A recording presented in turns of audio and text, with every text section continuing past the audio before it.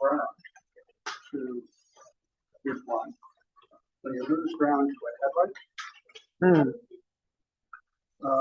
it will glow dimly. What it does is it will find Right. partial ground through the power supply. Yeah, interesting. Yeah, This, it's kind of okay, Weird. so. Yeah. um, when the first time that I'm saying that, I'm holding the ground bar, it's 7, the light is on. This Yeah. challenges what my knowledge of physics is. Mm.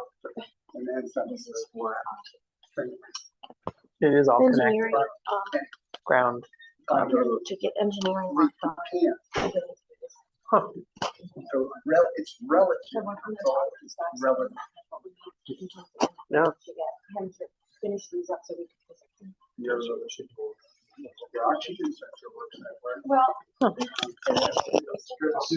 Platinum no, and this something one. else. And this And one the goes relative executive session because of the conducting prospect state rate. of And then we may need quantity of to address electrons the other at once parts of versus this out of another executive session. creates an electron flow. Mm. Prospect rate is When oxygen strains 1, against 2, one and metal, 5. electrons on that atom. Mhm. So it changes the voltage flow Right. and you reach that. Interesting. What kinds of cool stuff? Yeah, let's come up with some Not my crazy. field, you know, match up what I covered in studying Shakespeare. Two, yeah. And maybe think, you know,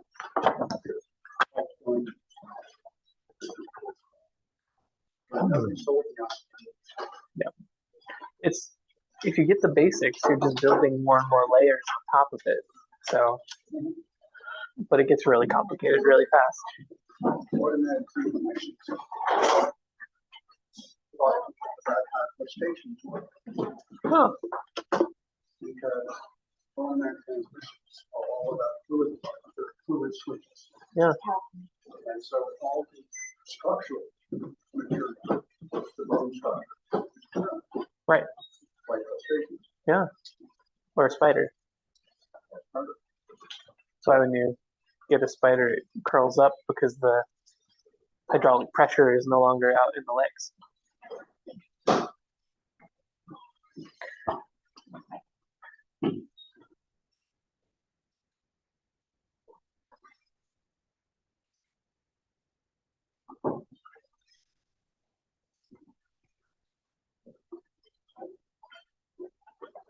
I get fascinated by machinery that we before our electrical or electronic age.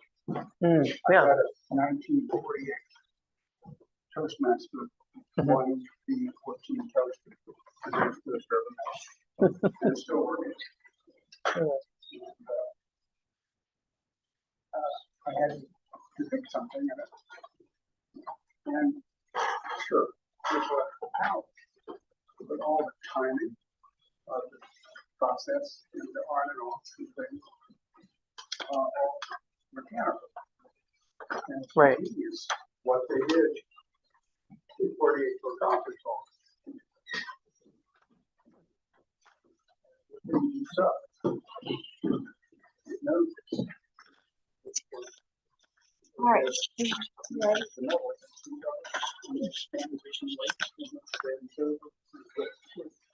Right. And releases a lot. Wow. An engineer, 1932. Mm.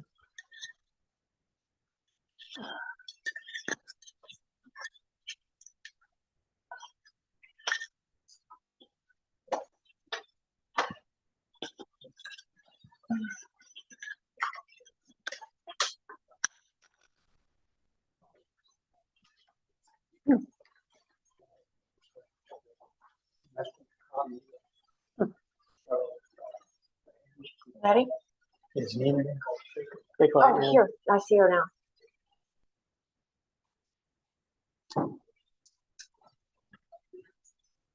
Here she comes.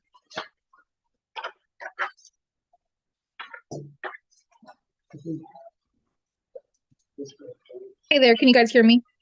Ooh, yes, yes. Loud and clear. All right, perfect.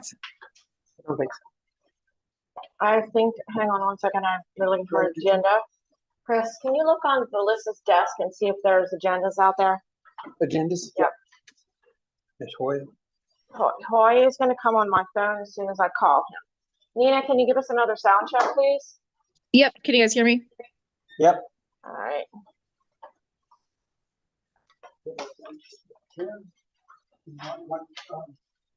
Sure. Over agenda. For some reason, I'm not seeing the option to raise my, oh, never mind, I see it now. It wasn't giving me the option to raise my hand, but now it's there. Do you have one? I know I got one. Thanks, Chris. Okay, right, so I'll call him as soon as you Yeah, start up. okay. Yep. All right.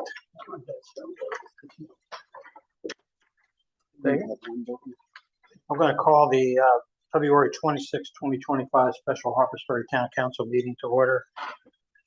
We have Storm and Chris and George and Zach and Greg here physically. We have Nina. And then is Nina the only one so far? Okay. Yes. Okay. All right. I need a approval of agenda. Move to approve as submitted.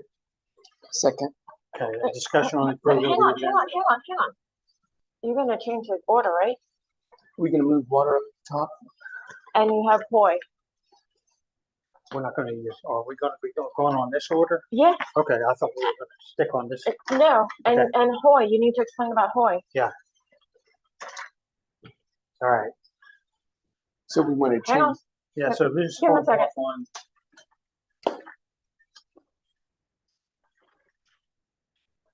Debbie, are these included in this one? No, would you like me to I'm explain? just going to bring them on the top. So Hoy is, as soon as I call him, and he's planning right now, we're gonna jump to the back part of the agenda, Items 2 to through 2 5.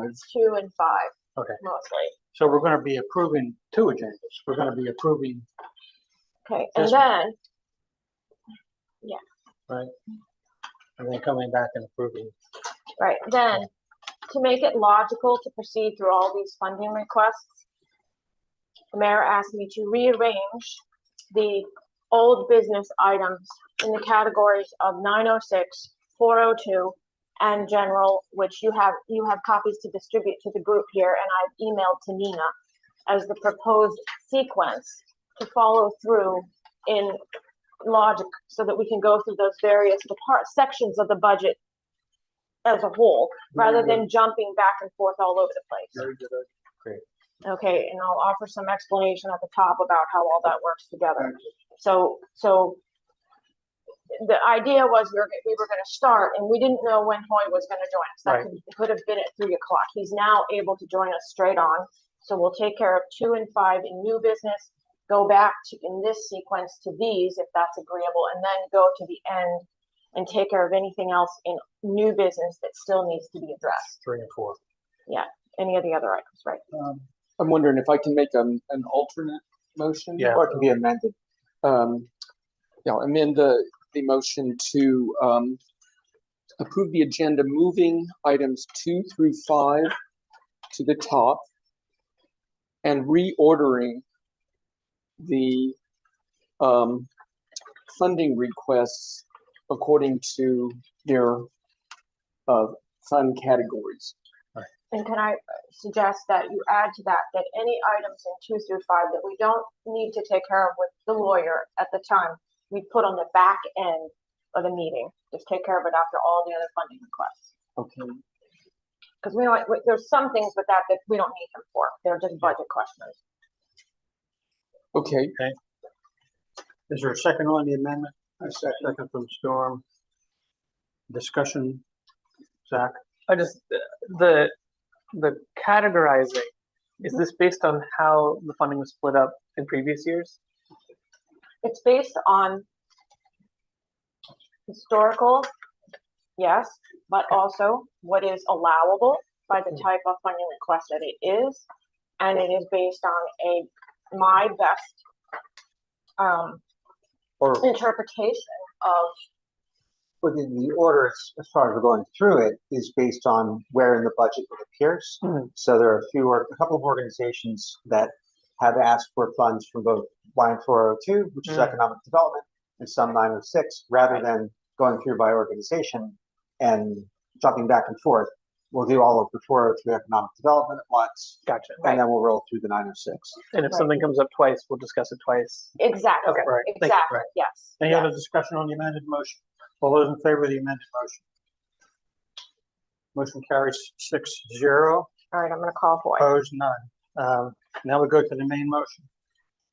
All those in favor of the main motion?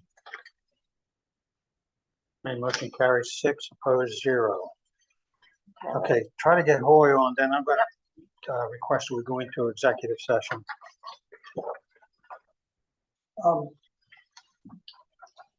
Hi, Kim, this is Debbie and Kelly calling. Is Hoy available now? Clarification. Do we require to have executive session noted in the agenda? No. Okay, Don't need, that's, do it when you need to. okay. In fact, it's really, you shouldn't anticipate it. Hey there, Hoy, Debbie Kelly on the line here. I'm gonna put you on the on the table. Someone's gonna need to call Nina because I can't do the whole executive session fandango with the machine. I don't have an extra device. Okay, I can- Nina? Yep. Yeah, how do you want to handle the note taking?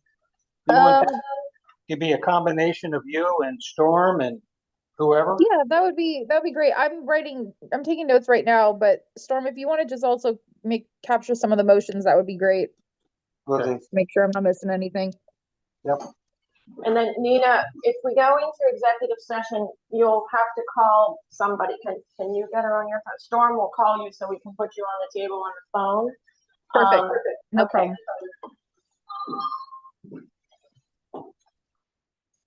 All right, You here?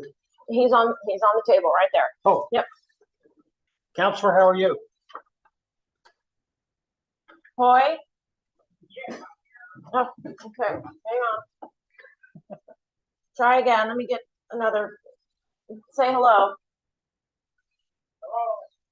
It's really light. Okay, I'm gonna have to, I guess I gotta call you back. I don't know why it's so faint. I guess we'll have to put him on this phone.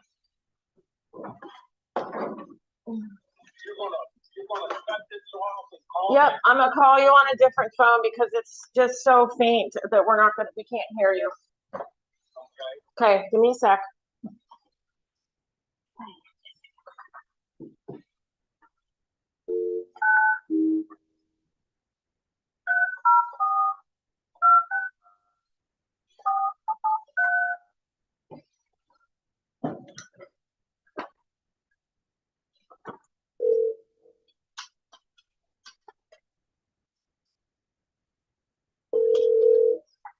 Listen to minuses the volume if I need to adjust.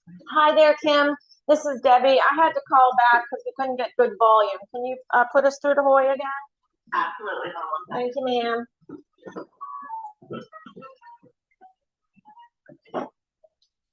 Okay, is this any better? It is. Yeah, Much that's better. great. Thank you, Hoy. Hoy, this is Greg. Hoy, I need your advice on whether to go into a recommendation to go into executive session regarding the Lowry and the Braswell issue. Yeah, I believe you, number one, you have the authority to do that. These are pending matters before the Public Service Commission. They haven't been resolved. And, in order for me to give you legal advice and speak candidly about the matter, it needs to be done in an executive session. You all know you cannot take any action in executive session, but we can have a discussion of the matter. Okay. Counselor, I'm recommending that we go into executive session. So moved. We have a second? Second from George. Any discussion? Okay, based upon West Virginia Code 698-4 subsection 6 to discuss matters disclosure of which would constitute an unwarranted invasion of individuals' privacy. All those in favor of going in executive session? Yep. Yep. Motion carries. The mayor is also authorizing Steve Parity and our finance officer to be in executive session with us. We are now in executive session. All right, at 2:43. For Do we- executive session. Do we have to authorize Boyd as well? Do we have to authorize that Boyd joins us in executive session? He's a counselor. Okay, and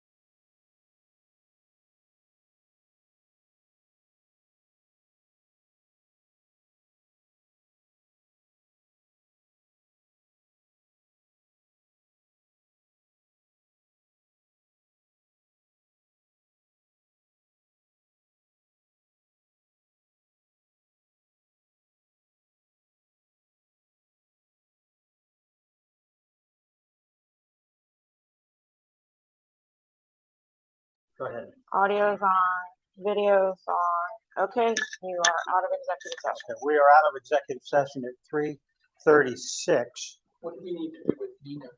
Oh, Oh, can join back onto the Zoom. Yeah. I'm back on. great. Okay, Okay, thank you, Nina. it's very efficient. All right, so, the draft, somebody can craft up a motion for council to take a look at this. That might be a direction that maybe we should proceed with. I do have one prepared, but George, if you have something. Go ahead. So defer to you, you got someone. I move to have the town's utility attorney review and/or draft a potential limited waiver to Harper's Ferry Waterworks capacity improvement fee. A second.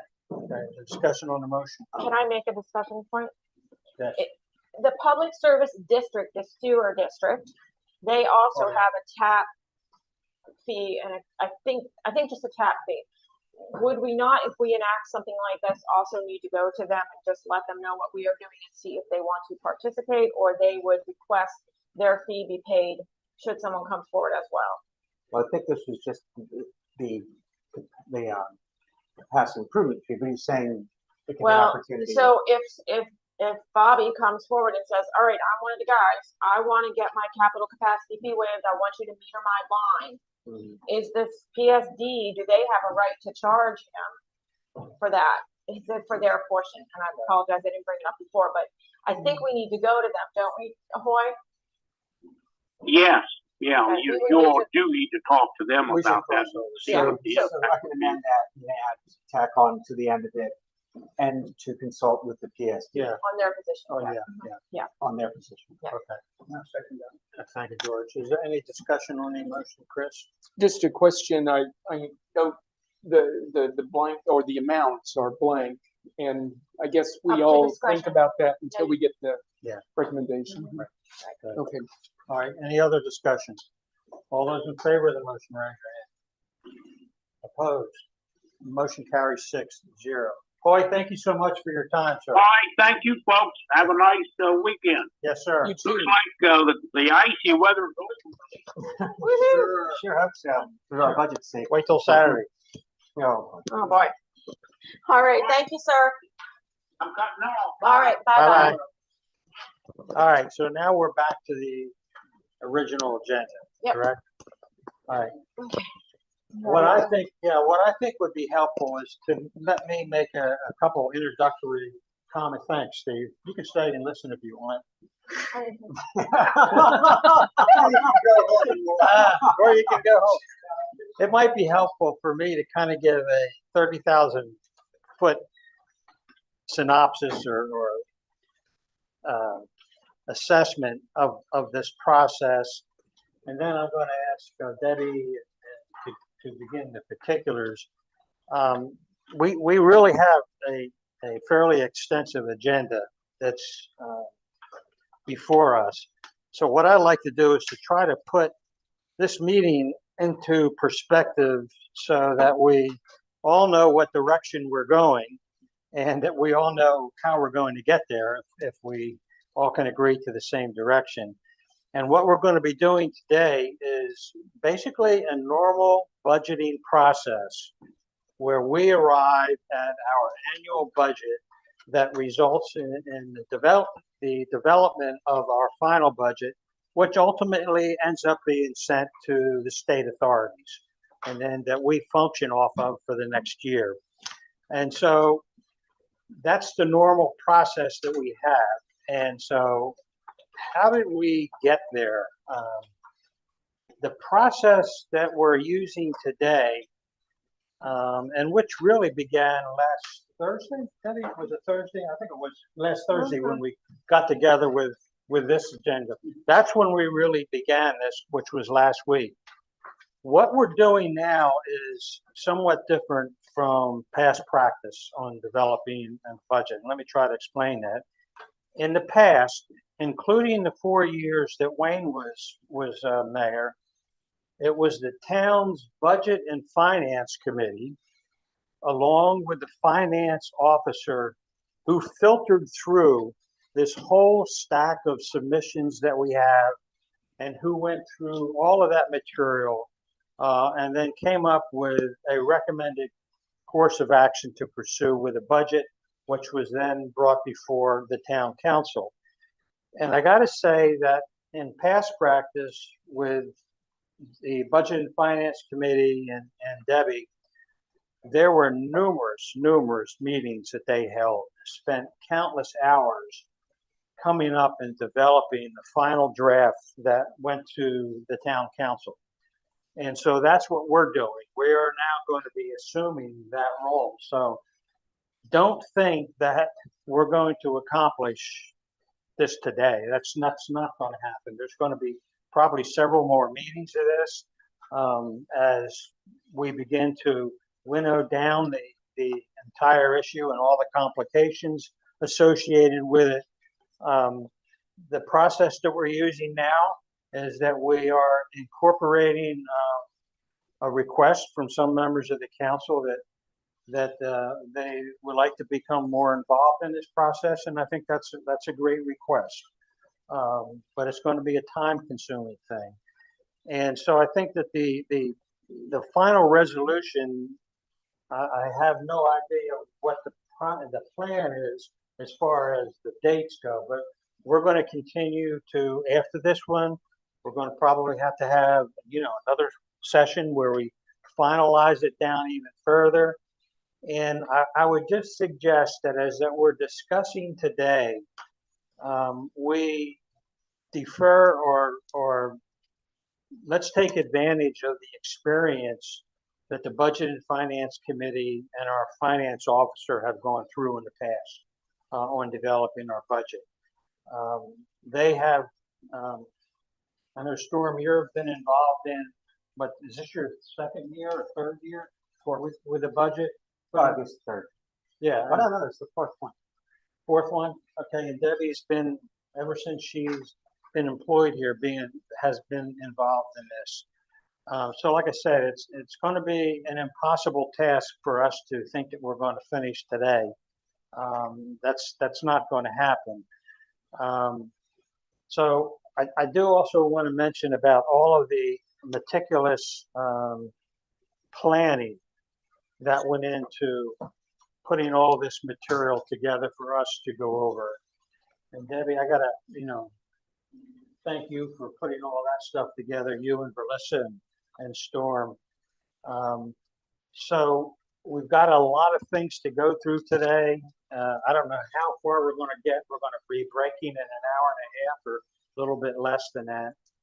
So that's kind of the bigger picture, and Debbie's going to start to take us through, and you should have the handouts with the very sophisticated drawing There was not time to get that more was done sophisticated. by Debbie, and she's going to try to educate all of us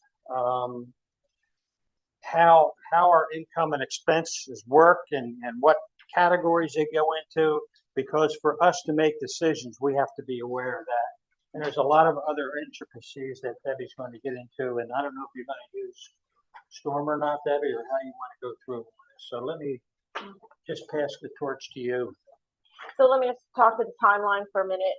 The March 28th is the last date that we have to approve the levy estimate, which is our budget. And then it gets in the paper for 2 weeks. And then April 15th, we lay the levy, which is the tax percentage that was incorporated in the levy estimate that would have been approved. So these are our stop dead points. What was that second date about? April 15th, mandatory council meeting to lay the levy. To vote on. The levy, The levy. which is the property tax percentage that's incorporated in the levy estimate, which is the budget. Every single municipality in West Virginia has the same date.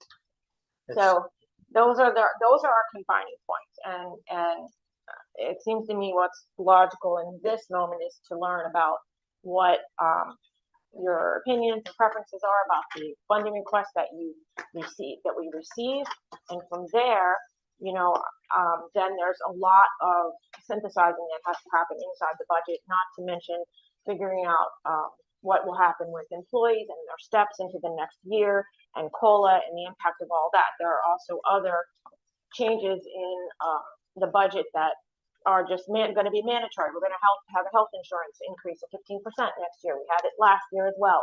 And so there's a lot of other things that will impact the whole.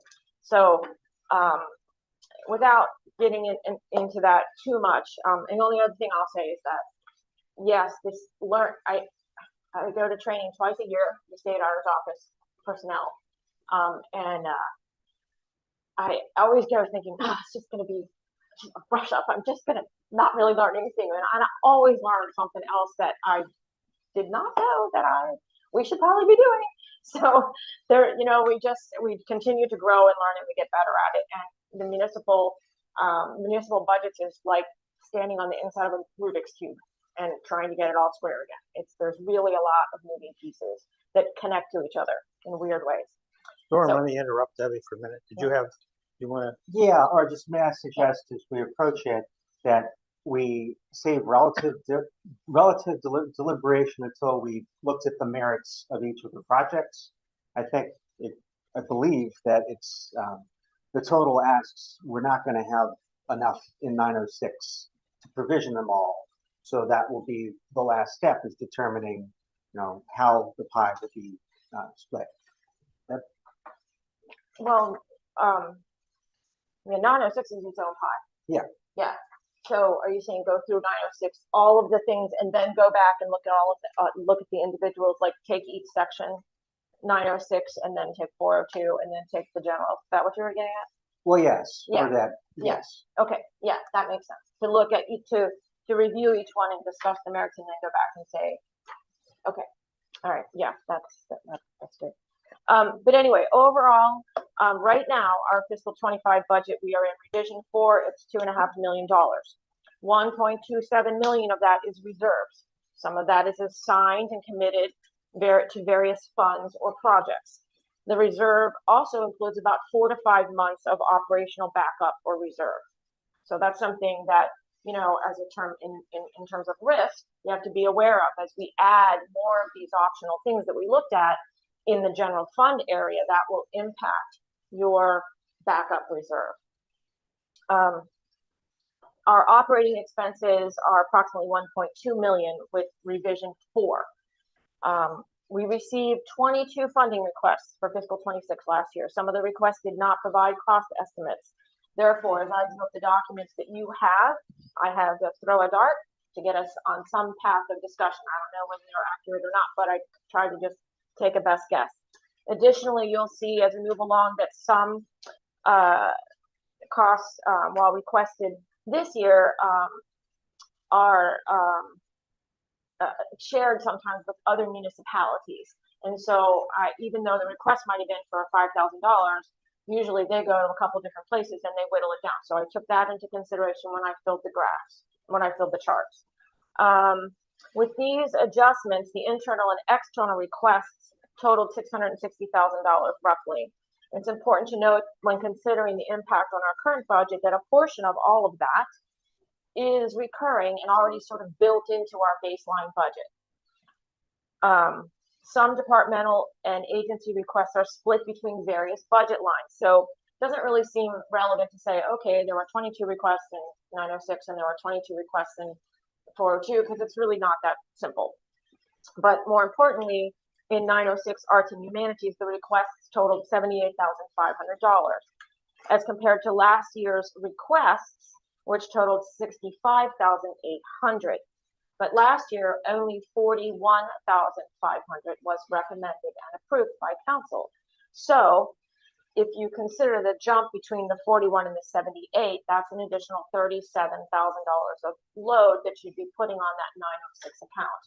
Whether you want to or not, that's the discretion, but I'm just letting you know the impact of what we're looking at in total. I'm sorry, let's repeat that. You said last year there was 440 approved. 40.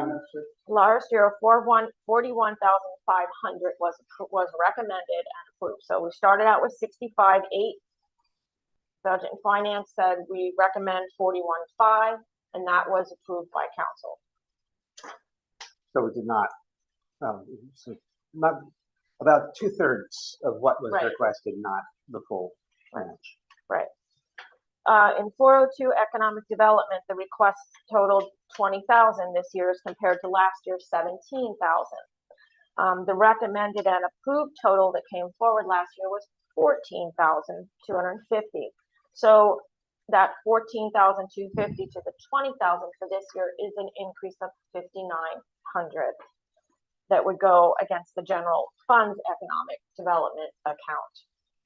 Together, these would add an additional load between the two of them of $42,900,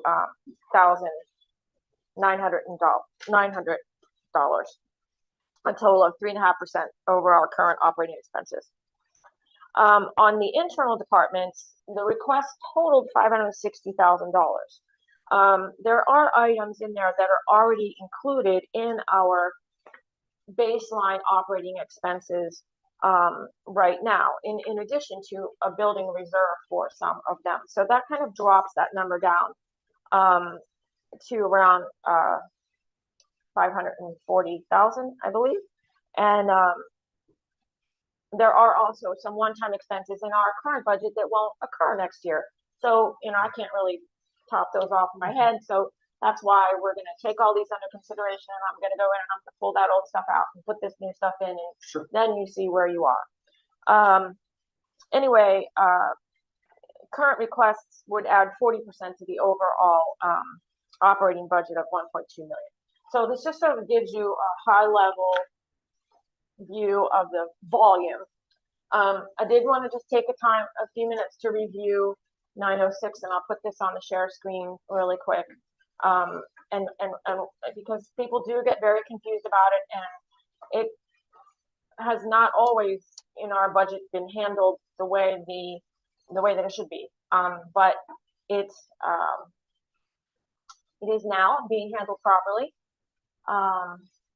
I gotta find my right slide here. I think this is, oh no, that's not it. A very pretty picture. Where are my diagrams?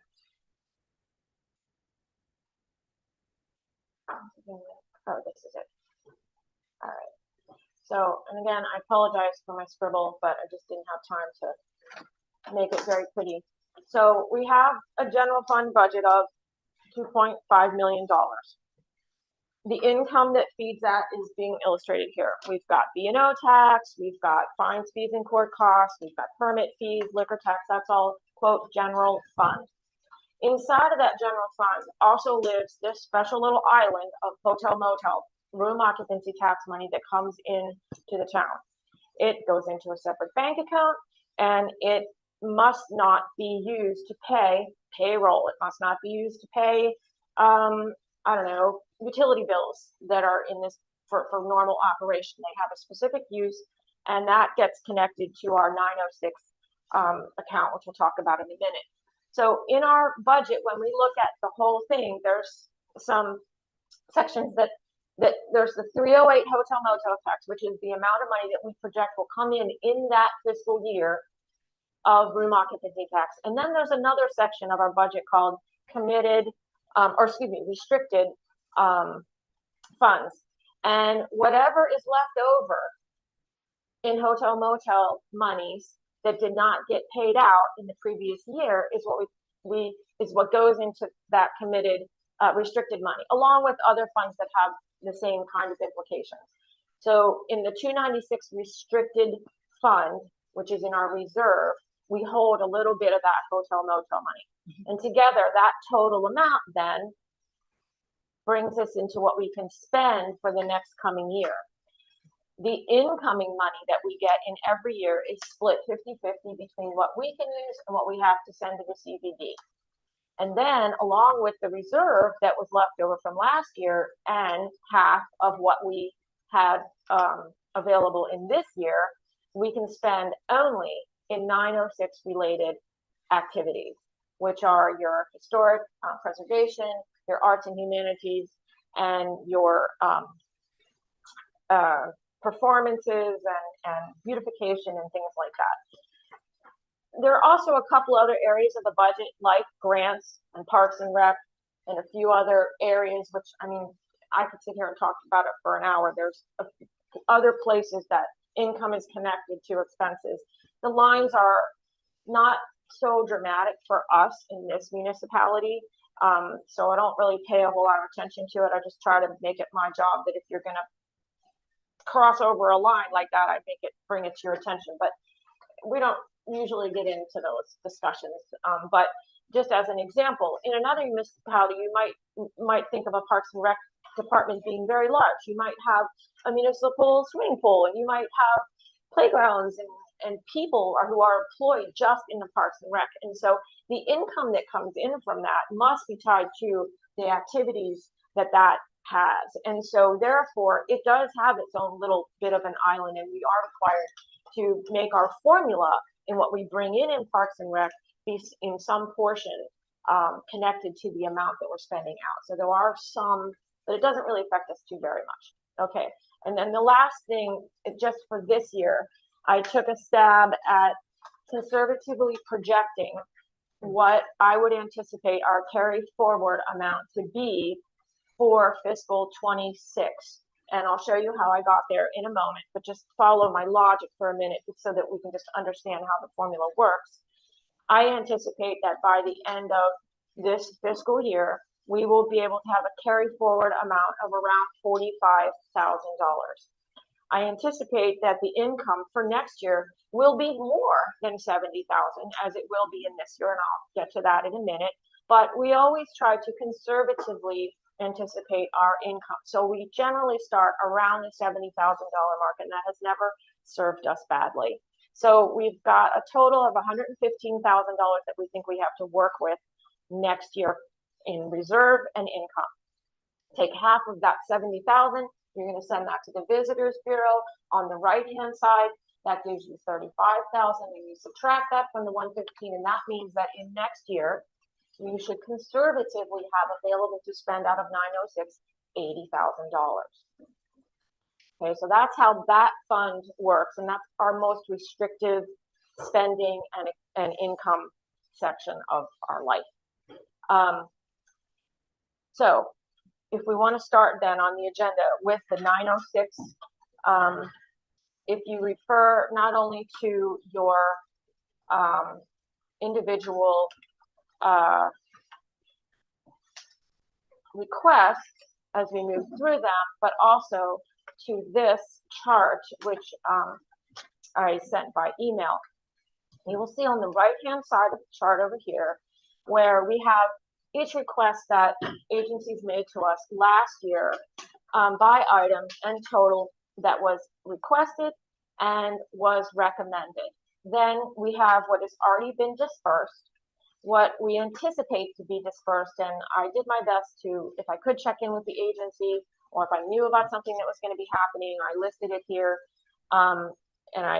What I think may happen between now and the end of the fiscal year, then you have a total. So starting over to the left here, requested was 65,700, approved was 41. We have already dispersed 8,400. I anticipate another 24,000. So that gives us 32,400 for the year over what was. Debbie, can you highlight, do you have a marker or something? I do. Oh, I think. Let's see if I can change my. Is this listed under FY26 general fund request summary? It's under FY26 906 Arts and Humanities funding request. Okay. Is that going to change this? Okay. My problem with my computer, not. Okay, mine just open. Got it? Thank you. All right. Let me just see if I can make my mouse a little bit bigger for you. And settings. so for fiscal year, the current fiscal year, the net of it all is that for 906, there was a total of 41,400 that was allotted, but you are currently expecting only 32,500 of that to be distributed. Yep.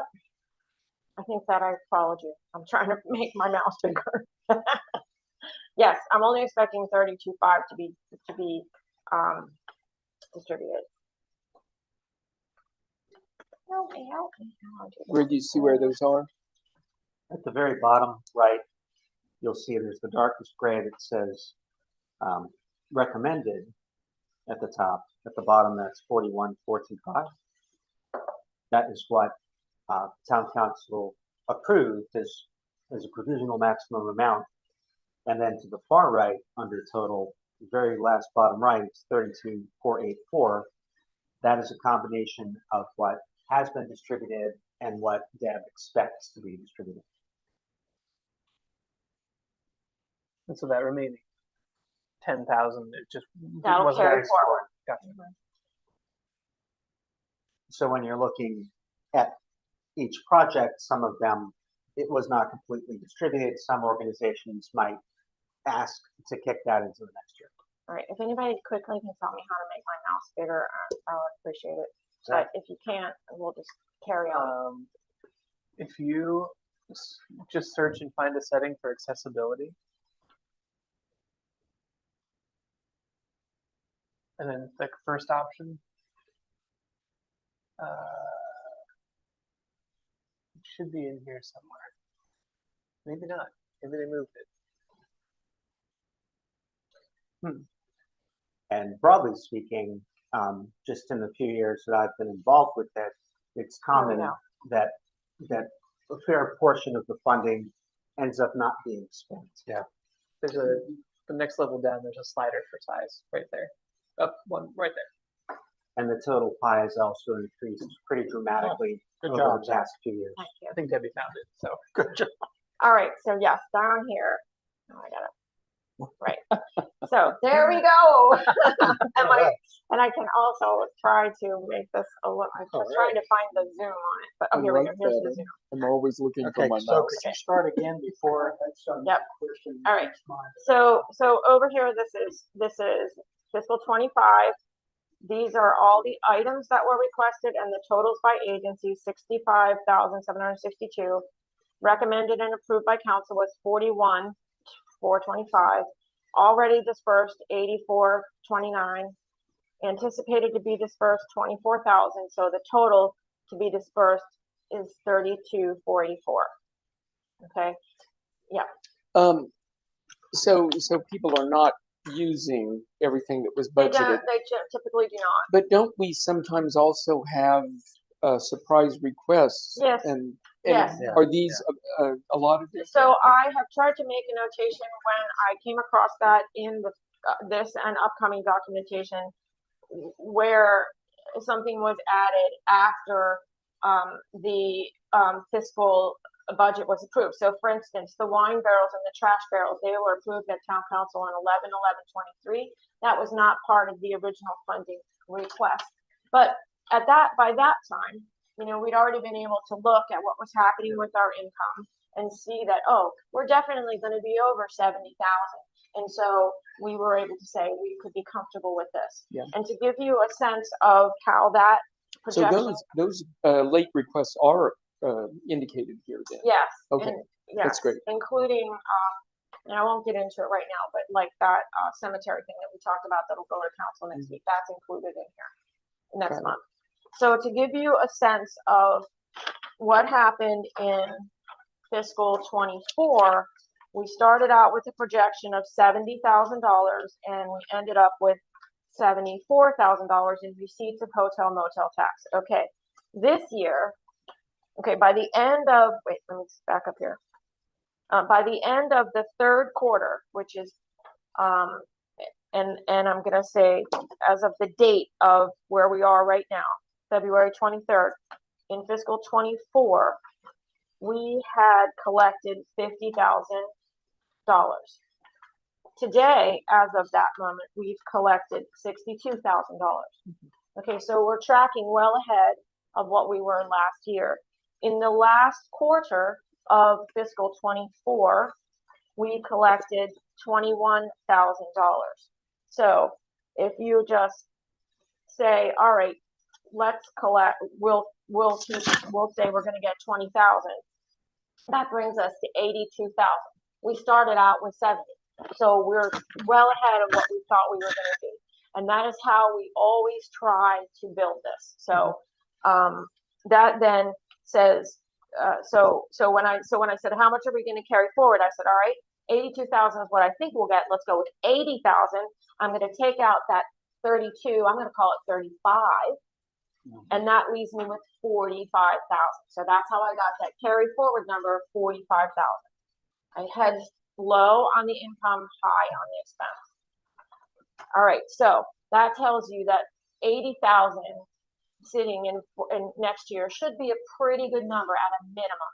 You now have, going over to fiscal 26, if you look at all the requests that were submitted, you've got just about $80,000 sitting there. Now, one of the other things I just want to bring to your attention about this fund is that, you know, it can be used for projects in the future. How we got all the money to do the playground was because there was a big reserve that was built up because we were not consuming it all the time. And if there would be a time at which the council wanted to say, well, we want another park, or we want to make a giant, you know, fountain, and we want to have a lot of money to do that, or whatever, and you want to build up a reserve, that can be incorporated into this request so that that's held in committed funds and not spent in the active year. But anyway, so there you are. That tops you off to what you've got available in that fund. This fund does not interact with general fund, so we don't really need to talk about the impact on that right now. You can look at it as the island that it is. So with that in mind, I'll keep this up here to try to keep us a little bit on track. But the first one is the Women's Club, and I'm gonna stop talking and listen to y'all now. Yeah, I'm gonna recuse myself. Oh, on the Women's Club. Yeah. Nina, I don't know how, I gotta recuse myself on this. You could work in conjunction with Storm and Debbie in controlling the conversation or whatever. Greg, I'd like to, overall here, how are we gonna handle this in the regular Robert's rules, motion, second, discussion? Well- How are we doing that? Go ahead, Deb. So I don't know that you necessarily, generally what happens is when we bring forward the budget to town council, I bring this sheet and I say, here's what is included in the budget.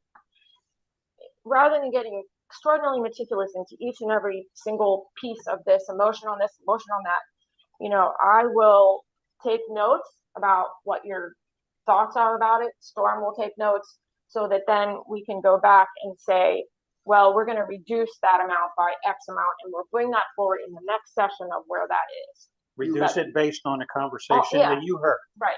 Not based on a vote, No, Right. We're not, I mean, so we're not taking votes. I don't think that at this point in the process, it makes sense to vote on every single situation here. So I'm sorry, I'm just trying to clarify what's going forward. So say we have a 5-2, you know, or 6-1, or whatever we get. You're gonna note down, how are you gonna act on that? Mhm. Say one person, Storm, wants to say, oh, no way. And Chris says, oh yeah, we want all the money. How are you gonna deal with that when you get to talking together?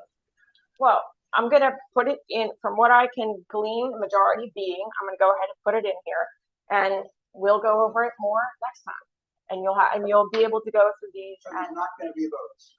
yeah, I Not mean, at this so point. in the Okay. past, Yeah, in so- the past, when Budget and Finance did this, meeting after meeting after meeting, Sure. until you got the final thing to present to the council, did you guys take a vote? We did, and part of it is because if you're going through serially and just looking at one thing at a time, they are interrelated.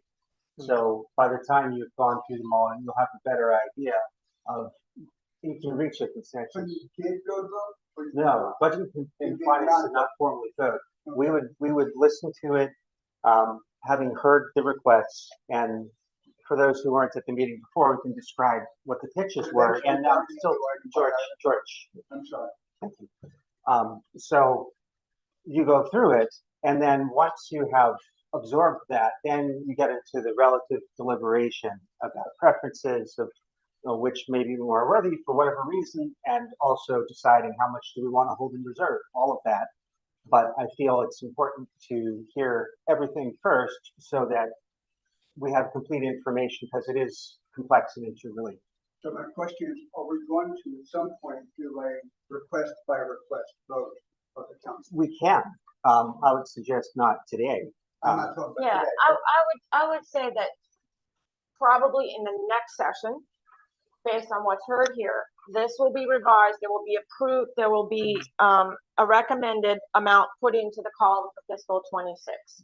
And at that meeting, you all can accept it as whole, or you could say, I'm okay with it, except I don't like line number 6. And then you can talk about that. And then I would recommend that you, once it's revised, you come up with the revision that you're happy with, you accept it as a whole of recommendation. And the other point to remember is that hopefully it's going to make a difference on whether you support an expenditure or not. When you look at the overall picture, are we coming up $2,000 short, or are we coming up $5,000 extra? So that's why it's important to hash out the. Well, I understand the hash. I'm just questioning whether we do line item votes or holistic. We use it to mean a whole. So, yeah, 9, it's like, with the next meeting, I'll present this again. I will have recommended numbers in the column. Based on the conversation. Right. Based on conversation. If everybody at the table says, yeah, I'm okay with that, then you say, just like an agenda, I approve as accepted. Or if you don't agree with something, you say, well, I like all of them, but I don't like B and C, and here's why. And then you guys talk through that and say, well, I'd like to amend it so that B is 5,000 and C is 6,000. And if the group agrees, then we carry on. Yeah, so there will be a vote, but to paraphrase what Chris was saying, this way, every request is getting a fair hearing and chance to be heard and deliberated. Put it this way too, George. If let's just say that we start with the police department and we all think it's great to buy 2 cruisers. So we've already spent $150,000, and then by the time we get down to item number 15, there's no money left because we've already previously approved. The way that we're going to do it, it's been done in the past, we all have a consensus of where the money is, and then we can make the final adjustments at the end. Right. Okay? Thank All you. Thank you. And that's just kind of what I was suggesting before, is we save relative deliberation on these until we have heard each request. That way, we'll have a better sense together, and then we can talk about it Thank you, Greg. informed step. Storm and Debbie and Nina, I'll leave it to the 3 of you to run this. Well, I have one think just that means comment. the Women's Club. Oh, Nina? Yeah, George, one thing to kind of take note of is as we're going through the you go. request, if you find that there's anything on the list that you want additional information from the person who made the request of, definitely take note of that, because that's something that at the end you can be like, can I get more clarification on X, Y, and Z? And we can make note of that and make sure to have the requester come back with more information. And we've also, from time to time, if we needed to, call the requesters and ask to sit down with them or ask them a question with the phone so that we can have clarification. And that's one of the things, that's why it got whittled down every year, is it was, well, can we go back to them? Would they be able to accomplish their mission with half the amount, or that kind of thing? All right, so we're on the Women's Club.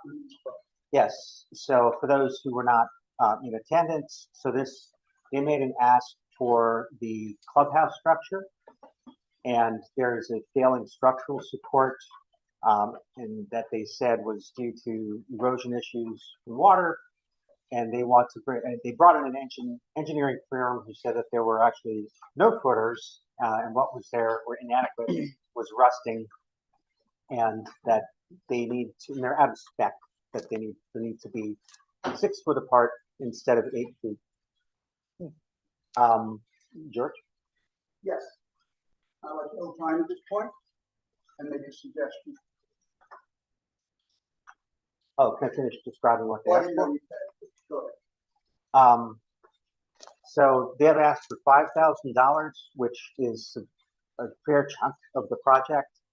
They have said they're going to be cashing out the reserve fund. It was asked if this will cure the problem. It said it would, but it doesn't guarantee that there will not be issues in the future. As far as what they presented, that is what I have to report, George. Thank you. As I remember the meeting, they're asking for 5,000. They already committed that the reserve, as you noted. They have operational funds of 4,600 that they've raised for this. It's about a little under $10,000 project. They're moving forward with this because it's so critical, and I would agree. I've spoken to some people in the meantime. This is a prime candidate for a SHPO grant, And I believe that the timeline on the application for SHPO grant this year is closing. The window is closing in less than 2 weeks. I'd like to suggest that the Women's Club be reached out to ASAP and see about that. If they can get, I'm sorry, if they can get the SHPO? Absolutely, absolutely. They are, the Weaver project here is in the same boat and I'm not going to say a ton of money, but a lot more than these folks are needed. And so that said, that's a point of information and a request. I suggest you reach out. The other is that I would suggest that we defer this. And I'm going to make a comment now that's going to be longer and because it's going to apply to probably about 8 items. And so I'll refrain from repeating the speech for each one of those. And the speech is this. I've listened to what Debbie's saying about Oh, appropriate. excuse me one second. Since you're making a generalized comment, should we go at the mayor just so you can make this whole generalized comment And not so that you don't have to do it all over again? Is this not specific to the women's club? Non-specific to the Okay. Women's Club, I will not mention the Yeah, Women's and then Club. that way we don't have to, you don't have to say it again. Hey, Brett. So there's some overarching comments that are being made that do not relate directly to the women's club. So So when we get, Started yet? when we Well, get, the workouts right here, but I can make some generic and so as not to repeat for other ones, suggest to be brought back in the room. I digested prior to this meeting and during this meeting, what Debbie has to say about the funds that we carry forward for, we call them reserve, we call them other things. That it's typical for a 4 to 5 month forward carry. Sometimes some municipalities carry 6. And some other outfits, they'll go up to 12. I also hear about revenue projections based on current revenue figures. However, I'd like to say that overseeing this whole process is that we have a great cloud of unknowns descended on all of us in this region due to the upheavals in the federal government and the federal workforce specifically. I personally know people who have had their main breadwinner in the family lose their job and their house is on the market so they can pay Washington area. This is unprecedented in my lifetime. I can only go on what my father experienced was the only contraction in the federal government, and that was in 1946. And he, returning from the war, had to leave the area with his bride and go to Chicago where my mom had family in order to get work. The federal workforce shrank dramatically, of course, after the close of the war. We don't know what's going to happen. Will our present idea of reserve carry us through? We don't have an idea. I'd hate, in the case of a police budget, to see us get things that I've spoken to the police chief about and that sound like good ideas, suddenly wind up part of the way through this year, and we have had the bottom drop out, and we have to cut police hours just when crime is rising. That would be a nightmare scenario. I use the word prudent oftentimes in town council considerations. I think prudence is key here. And I would rather see us on certain items entertain the term defer instead of a yes, instead of a no. Decide on a date to defer to on things when we can do so. Yeah. And that's my generic comment. I think I'm going to make a recommendation with regards to the women's club next. but Sure. hang on, And so I'll Yeah. hang on. I would like, I know Storm wants to say something, and I would also like to respond in general to that. Sure. Yeah, just in general, yeah. And that's part of the concept in budgeting where you are conservative. When there are unknowns to risk, you're more cautious. I'll say that right now, with what we're doing now, this is going to be part of the deliberative process when we decide what actual dollars to assign. For our task right now, I feel like looking at the relative merits is the thing to do. And then when we come around, after we have looked at them individually, decide how we are going to divide up. And I will also allow, well, Deb, if you have something else on that, and I have something separate that's more specific to how we typically vet projects. Deb. So the process overall, first of all, let's remember that this fund has nothing to do with the general fund. It is room occupancy tax, and I'm not gonna say that that is not based on, the amount that we get is not based on the economic world. I get that. But remember that the things that the room occupancy tax money are used for can only be things that sit on this chart. So keep that in mind when you're thinking about how much you want to hedge that, okay? Secondly, all of these people who have submitted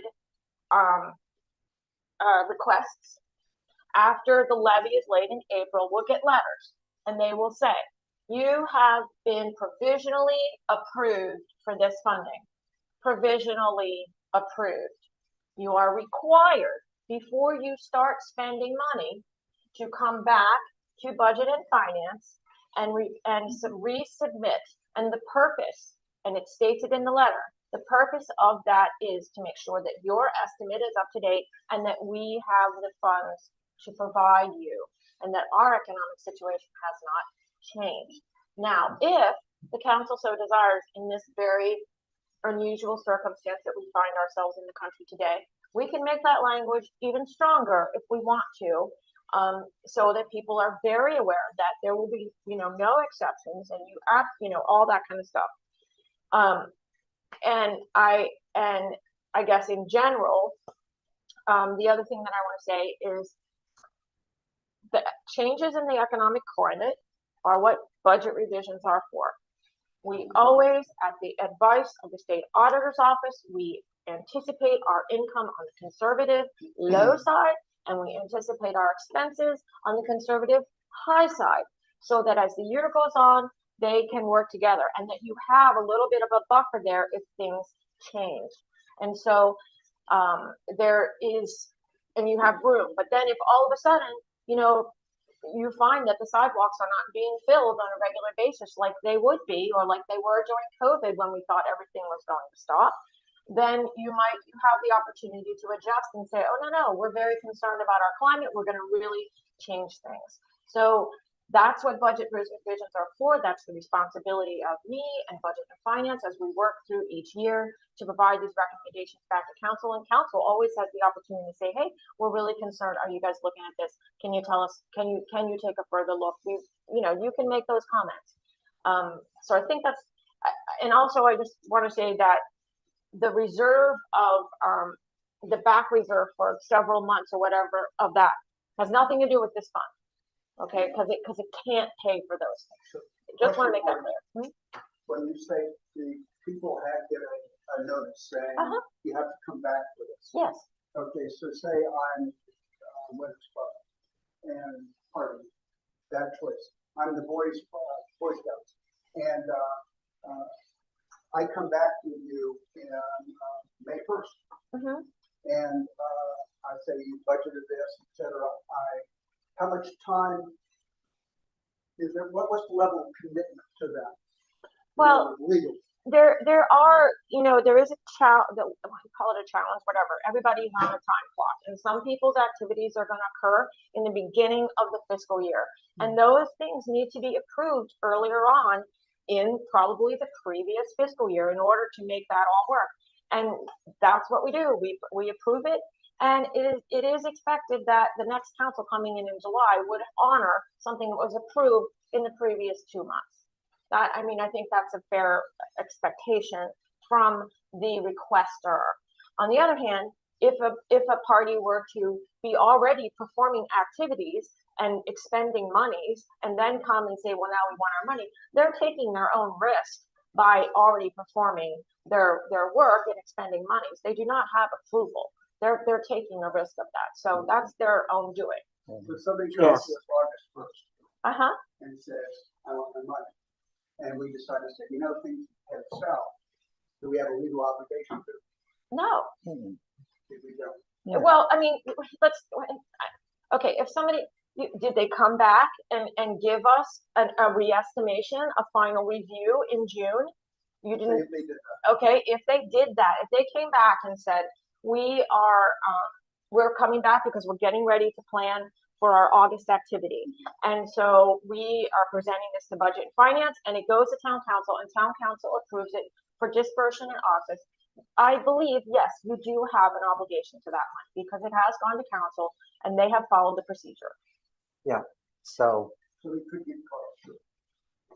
Well, yes, council would have to take into consideration how much money they are consuming in that particular request. And in all requests that would be presented during that time.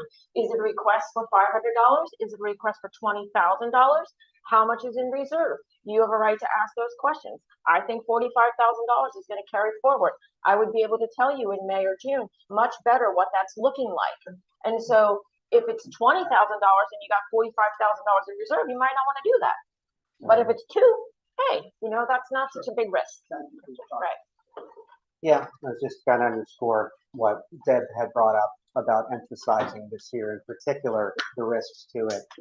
And George, I do want to point out that you've done 3 times what you were upset with me before in interrupting.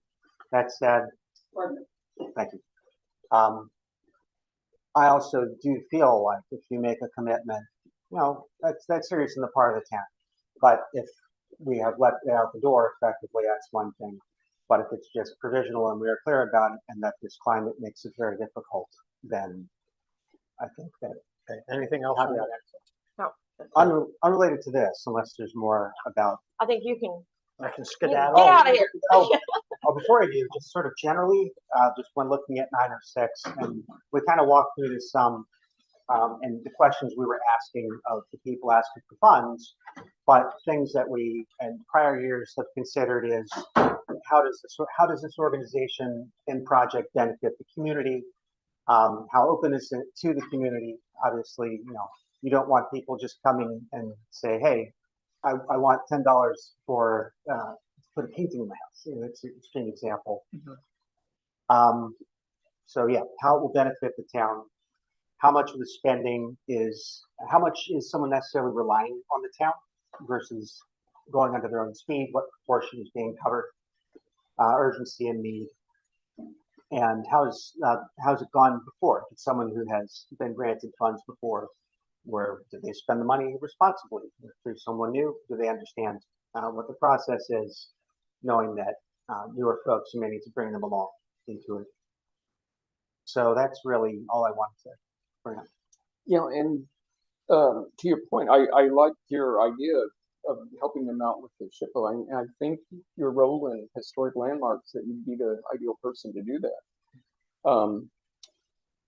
I do think this building, there is a number of buildings in town that are open to the public, part of our historic district. This is a very important one. I think if we have the money, I'd like to support them for it.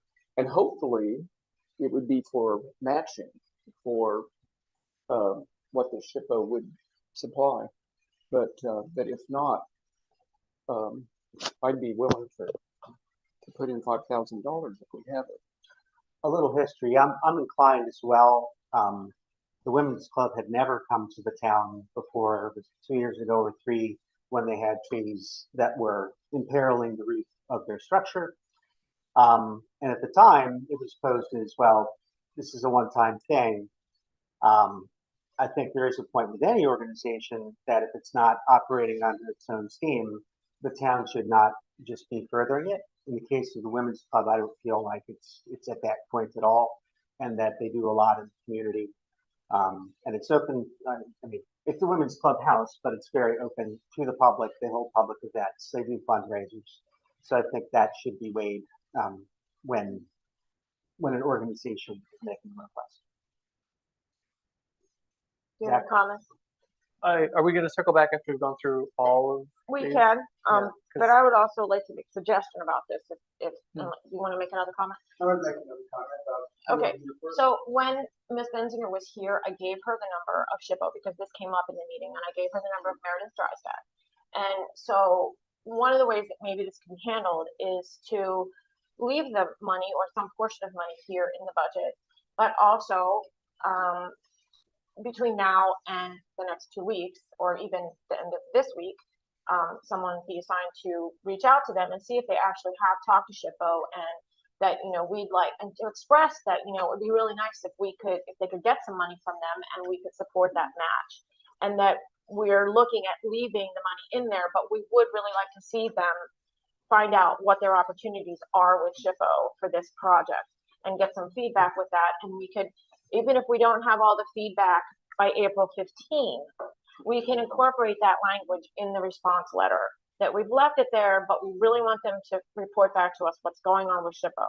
So, And that would be a good thing to establish that, not just for the Women's Club, but other organizations, to encourage them. And then knowing that if they were successful in getting the match and they didn't need to draw the full amount, then the next year, if they have another project and it's large and they're saying we're looking for a grant, we would have confidence to say it's likely that we're not going to have all this money. Right. And we now have our experience of being at CLG by the Weaver. So we could even say to you, we may be able to offer to be your CLG to help you with this to get even more money. So, sorry. Typically, the SHPO from the Weaver experience is an 80, the applicant is required to come up with 20. It does have to go through HLC. We sign off. My memory on the Women's Club is that, they actually have come to well a few times with a roof repair several years ago on expensive chimney repair. You'll visit trees for $5,000. And I would favor deferring this for the reasons of further budgetary caution, and because of the SHPO possibility. And that's my last comment. So, and I would just say that prior to, you're absolutely right, in recent years, they have come every year. As long as I worked here, those were the first years that they have come. They did not come prior to that. So while your experience may have been every single year, going back historically, well, regardless, the last 2 or 3, 4 years, then I believe that before that, they really had not come. Zach, did you have something? I don't. Well, hold it. And Nina, we don't want to forget that you are there. Do you have any comments for the Women's Club? Ask. Sorry, I raised my hand instead of unmuting. No, no comment. Just, I guess I did have one question. Is it within, or do we have the ability to say, like, tentatively funding would be approved upon proof that they had also looked into grant opportunities or applied for grant opportunities? Is that something that we could request? We Okay. can make it contingent any way that we Yeah. want. That's Yeah. actually a good way Yeah. that we can. That's kind of, I think that was kind of what I was getting at, but I think the contingency word really does sort of put a pin in that. Yep. Yeah, just, you show that you've submitted this and you can track the process of the grant application, and we can help if it is not successful, kind of thing. Mhm. Okay, should I retrieve the mayor? Unless there's any more comments. Any more comments on Women's Club? Okay. Okay, we're ready.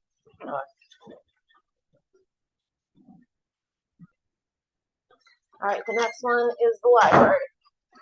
And this is one that they are asking, I believe, for both 906 and another budget line, but we're only dealing with the 906 part Right. now. And when you look at their application, which is C. Where are we, Debbie? We're at the library. Okay. C.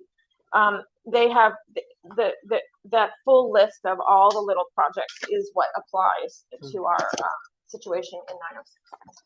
And this would be the 7,100 for the programs that we're considering, right? Yes, and it's a variety of programs that they operate for all ages, and that's really what they emphasize with the programming. It's not just kids, also adults. A couple of programs that were particularly popular that Harper's Ferry's funding in particular would enable would be pottery workshop or workshops. And the history on this is that they have asked for a fair bit the past couple of years for this programming, and it is, of course, serves both the communities of Harpers Ferry and Bolivar, but it would be something that would have a direct effect for people who are living in Harpers Ferry. And they did state that it was asked who they serve, by law, they actually serve all of West Virginia. Anybody who is in West Virginia is able to participate. But of course, geographically speaking, the benefit is going to be local. So any thoughts about the library? They're asked. I'll say Go ahead, that Zach. for this one, I strongly support it. I think that we're entering an era in which federal and state funding for libraries is going to be tough to come by, and so it's up to local organizations to fund programs like this. And in Harpers Ferry and Bolivar, we have a notable lack of, this kind of came up in the coffee shop discussion at our last meeting, third spaces that are not home or work. I think the library, especially with some of the programming for all ages, meets those needs. So I strongly support as much as we can for this one. Support. I'll point out that last year they requested $8,592 and we approved $4,500. And how much did we end up allocating? We haven't allocated anything. She usually it comes in at the end, Okay. and she admitted we brought that up to her that she's not following the process in the thing she said Yeah. she realizes she needs to. So the request and our allocation was 50% of their request. About that. For the programming, Just the programs, I right? believe we did assign the full amount for their operation. Okay, that was Yeah. my question. Um, And I assume if anybody gets up to the library more than I do, like maybe every month or so, I assume the emphasis now in public libraries is more towards, away from the hard books and the hard magazines, or are we continuing to move into the electronic? This is outside of with the library? 906, but she did describe that yes, there are now resources that they offer that are digital, a service called Canopy that enables internet connectivity for people that might not have subscription ability otherwise, and also materials available for homeschool and others. But yes, there's more digital offerings. Okay, George? I sit on the library fairly often, and they have a lot of service for the children. And the children are still looking for hard copies. And Good point. anyway, okay.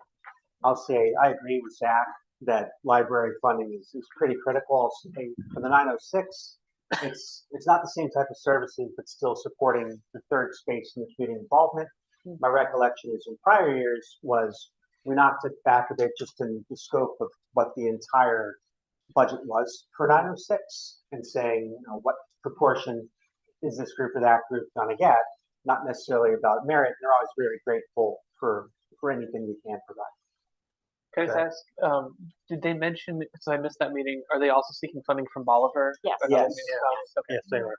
And they also And the have counties, Yeah. last year they received 240,000 from various sources, including the Board of Education, the Jefferson County Commission, were the two big hitters there. So they do get multiple. But she did specify also that this 7,100 they were requesting would, they were going to supply that number of programs that they could pay with that amount. So it's an all or nothing. I mean, I'm wondering if there wouldn't be utility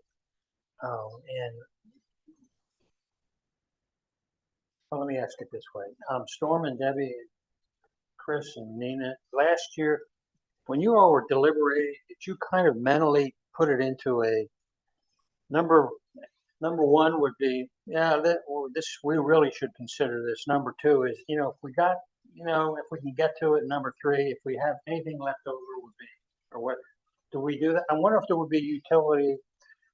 I mean, Zach comes up with, a good thought. You come up with a good thought. George comes up with a good thought. So does that good thought think that maybe this should be like a 1? Or I think that largely is going to be her Well, job. So I with this number of people, it's kind of my job. But you bring up a good point, and it might be a way to evaluate it. If everybody were so, first of all, how do we evaluate? First of all, one of the things that we have to do here at this table is make sure that it fits into the confines of how we use 906. That's the first thing, and if those merits are present. Secondly, all the other parts that Storm talked about, is there matching? We're not the only ones. Okay, so all those things aside, let's assume that all of those are equal. Sure, you know what? There might be some merit if you all took the chart and said, I have a priority, 1, 2, 3, 4, 5. Or if you wanted chicken scratch off there and put down what you think should be put Right. on, that could possibly I help. mean, me how as can I you put it together. argue Right. books for kids? I mean, who in the world can argue against books for kids? Well, no one, Yeah. I guess, I'm leery of assigning things in serial as we go, Right. because Right. it's like, oh my God, this is urgent. And then an hour from now, like, oh my God, this one.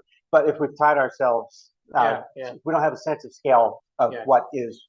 No, I agree. I just But, threw it out there. After the whole thing's over, you know, even if you go home and tomorrow you sit down and you say, okay, I think this one should be $10,000 and I think this one should be $2,000, and you want to send that to me, that would probably be helpful. Yeah.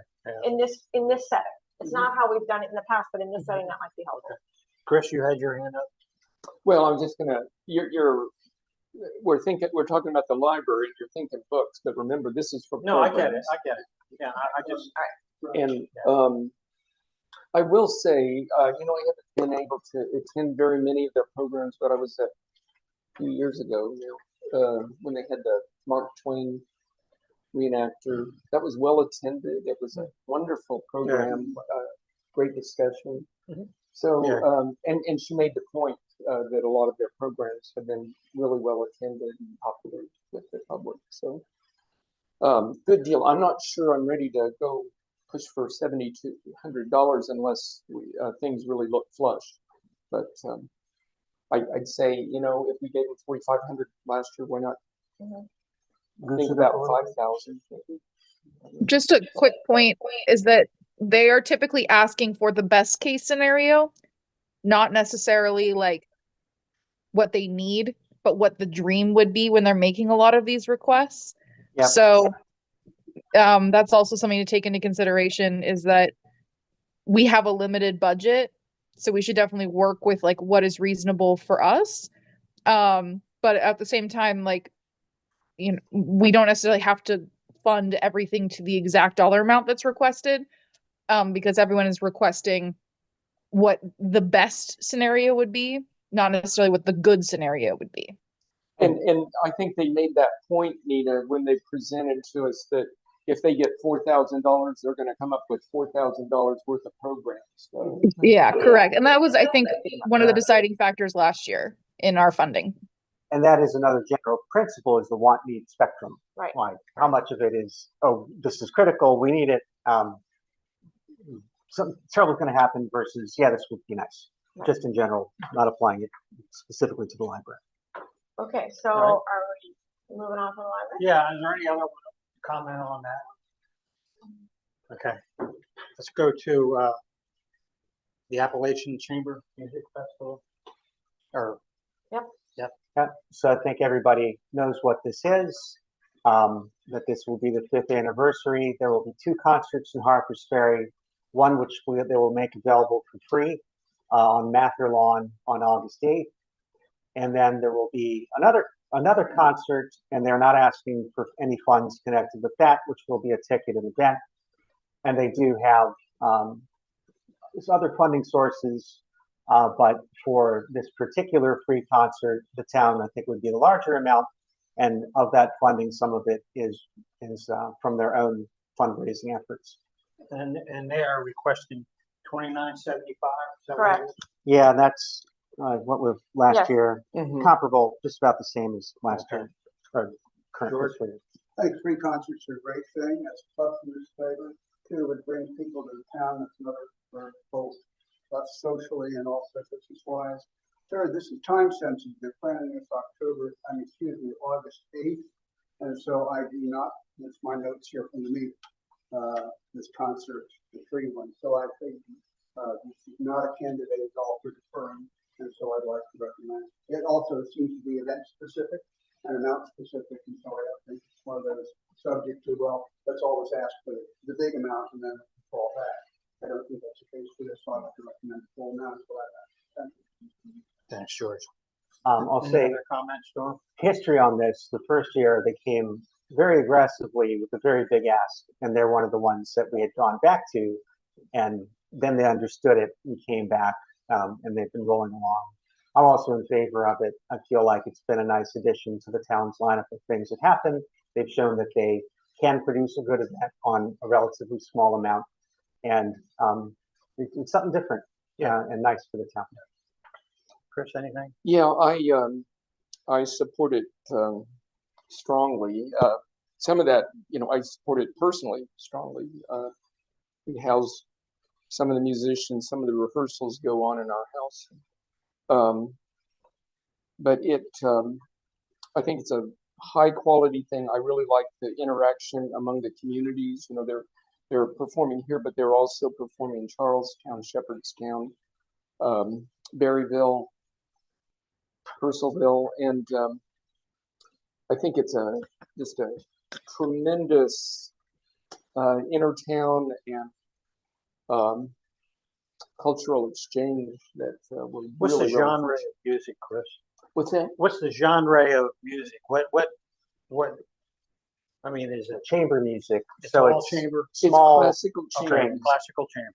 But they also try to like incorporate other styles. It's They very- do, Yeah, and very- their program at Mather, and I think they're thinking about the same thing this year, is combining that classical music with Howard Byrne Quartet, the Don Redmond Yeah. tradition at Okay. Mather, and so they worked very well. Last year they had a Grammy-winning bass player, Rufus Reed, came in, who was commissioned to compose a work for them, inspired by the Niagara movie. yeah Who the was it, Niagara Tom? movie, the Niagara Niagara movie. Yeah. So the original composition. It had a big crowd. Mhm. It was just a tremendous event. Yeah. So Okay, good. All right. Anybody else? Yeah, anything else on it? Zach, I'm sorry. I don't disagree with anything anyone said. I just was wondering for something like this event, I think there's a few other things that show up that's sort of a one-time event that's set outdoors. If for some reason like bad weather, the event doesn't happen, what happens to the budget line? Is it expended and Well, it That's depends how if it they is. made commitments Right. that they couldn't get back, because for anything, they need to present documentation that it was spent. So, Okay. yeah, So- yeah. we just accept that as for anything that has sort of those stipulations outdoors or risk that there's the potential and they've had some outdoor events at Happy Retreat that were canceled or moved indoors at one of the churches in Charlestown. I'm sure they would be looking.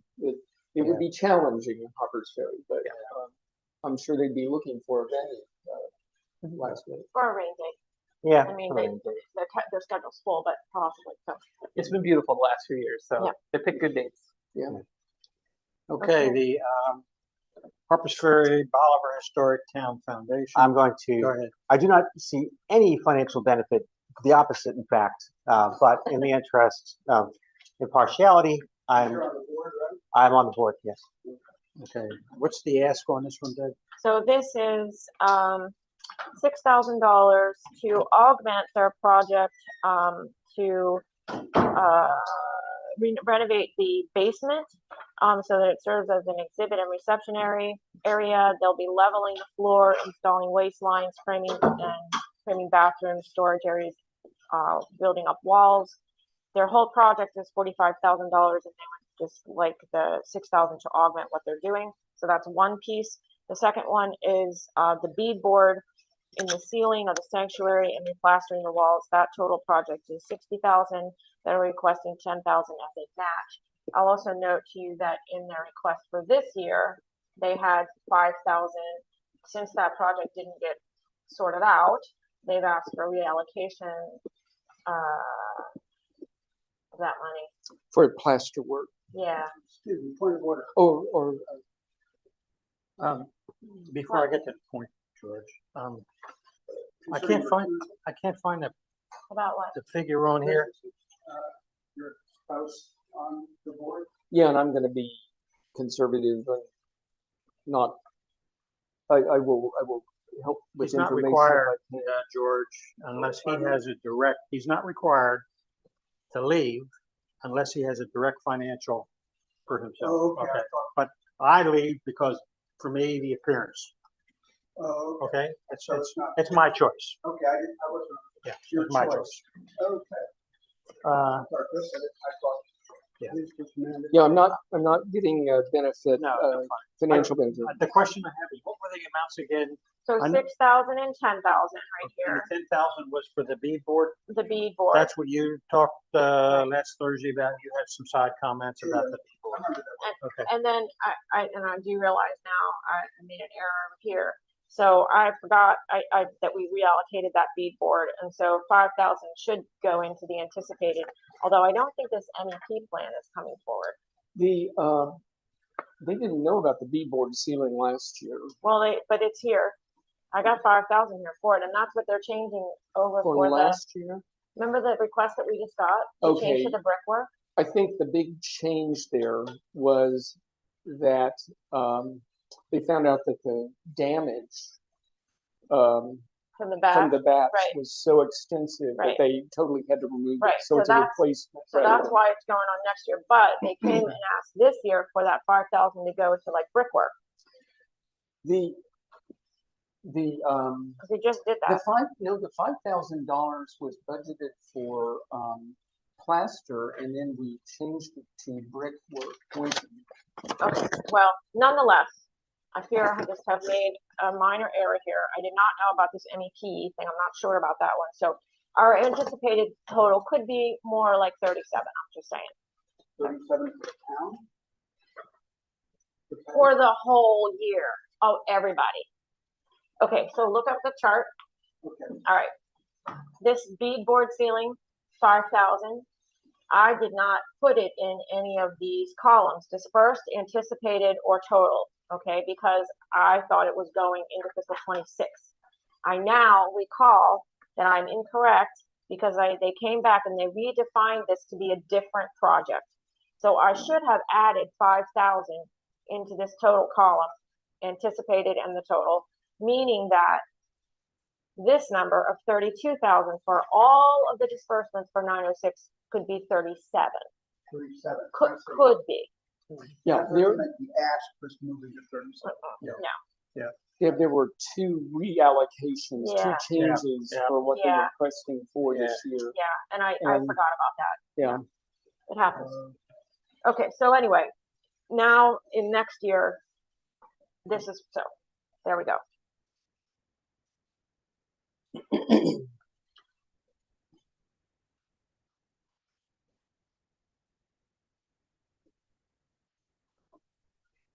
Okay. And they are getting a SHPO grant. Yeah, that's what I was just looking at. I was making that. They are getting it, or? Yeah. All right. And the WISH grant? The WISH grant is something that has to do with Shepherd, and they're getting it, but they need more than the 36. That's why they're asking us for the 6, because the whole project is like 45 something. I don't think the WISH grant has been awarded yet. Okay. That's- That was a that's question And I had. sometimes, then when that happens, then they don't come because they Yeah. don't even have the base. So what's being supplied by SHPO?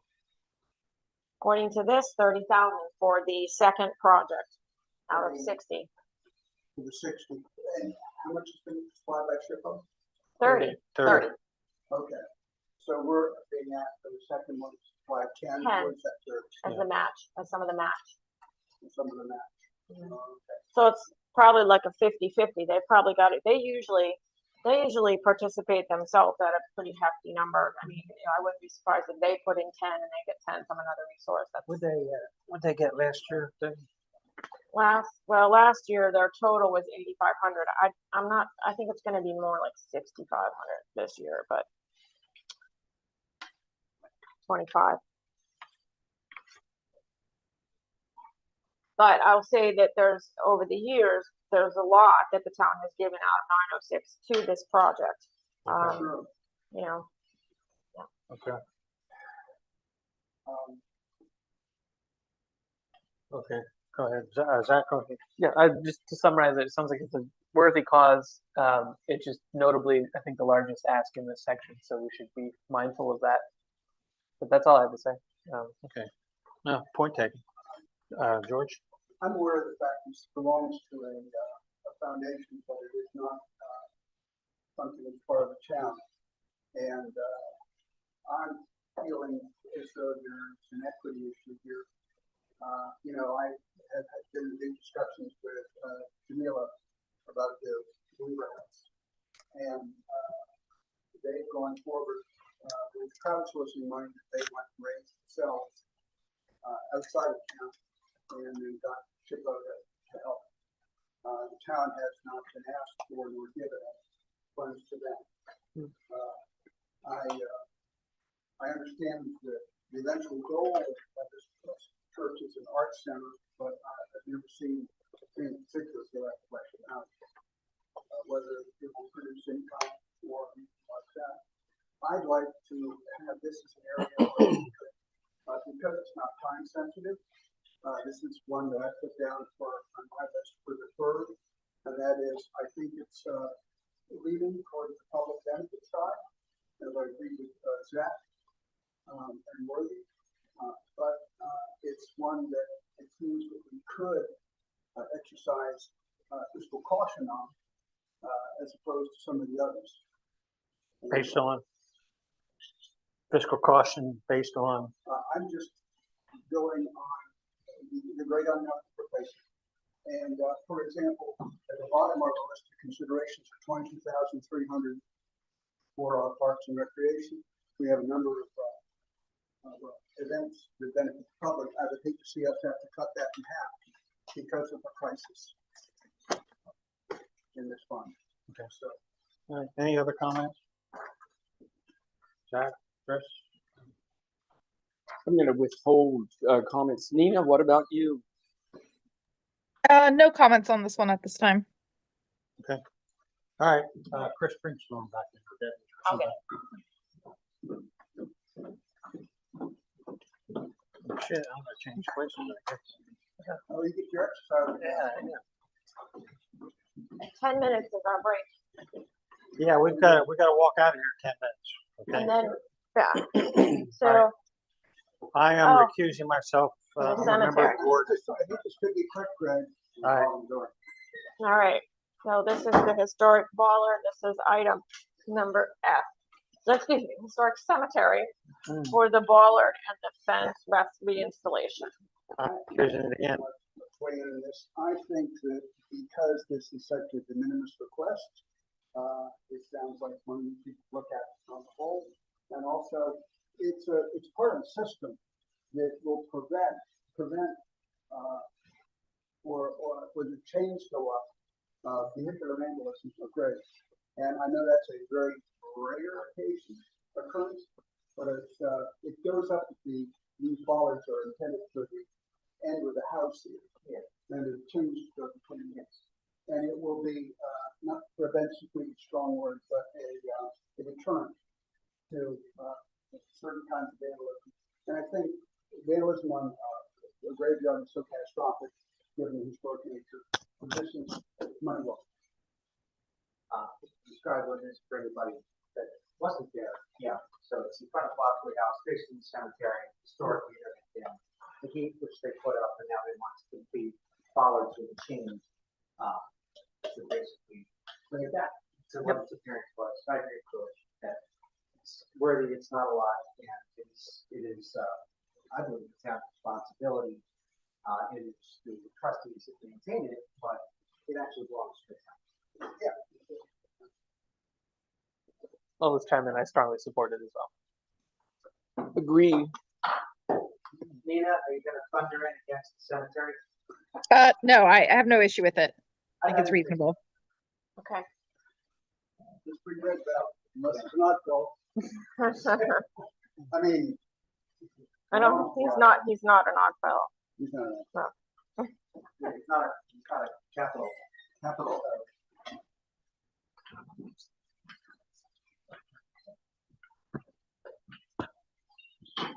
Okay, All right, where are we? We are at Oddfellows. yeah, so, Bill presented on this. He's still new to the process, and we're still working with him.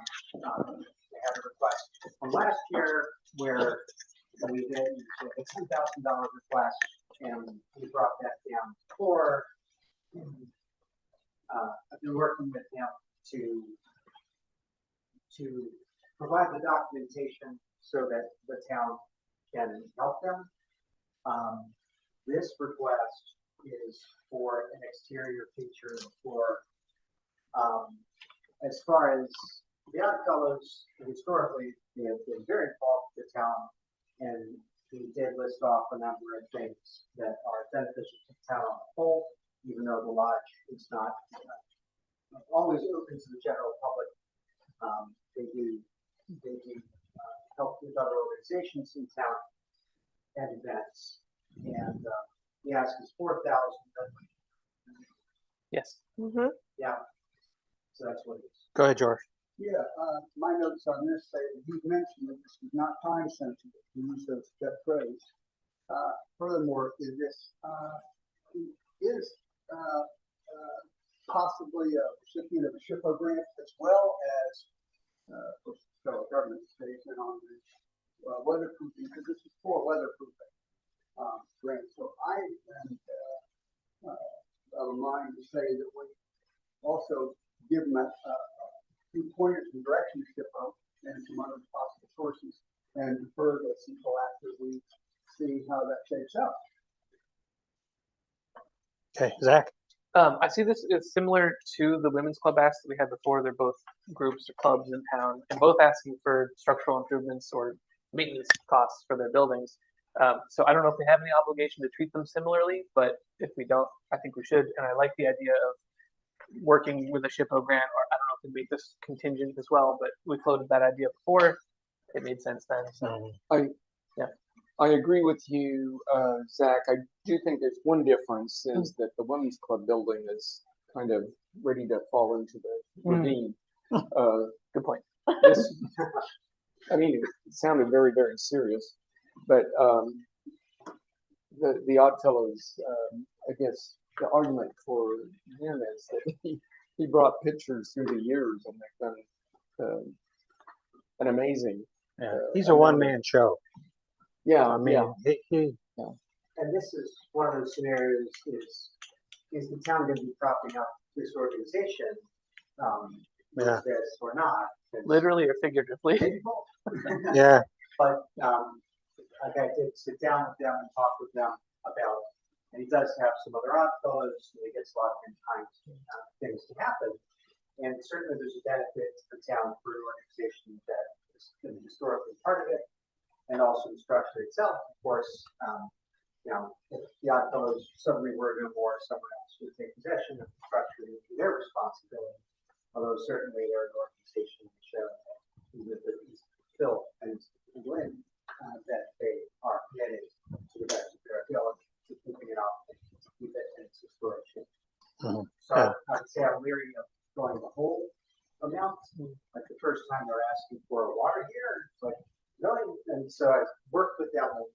The more it's tied, especially to the exterior, since it's not intended to be a public thing, then sort of the better, so that fits in the town. Debbie.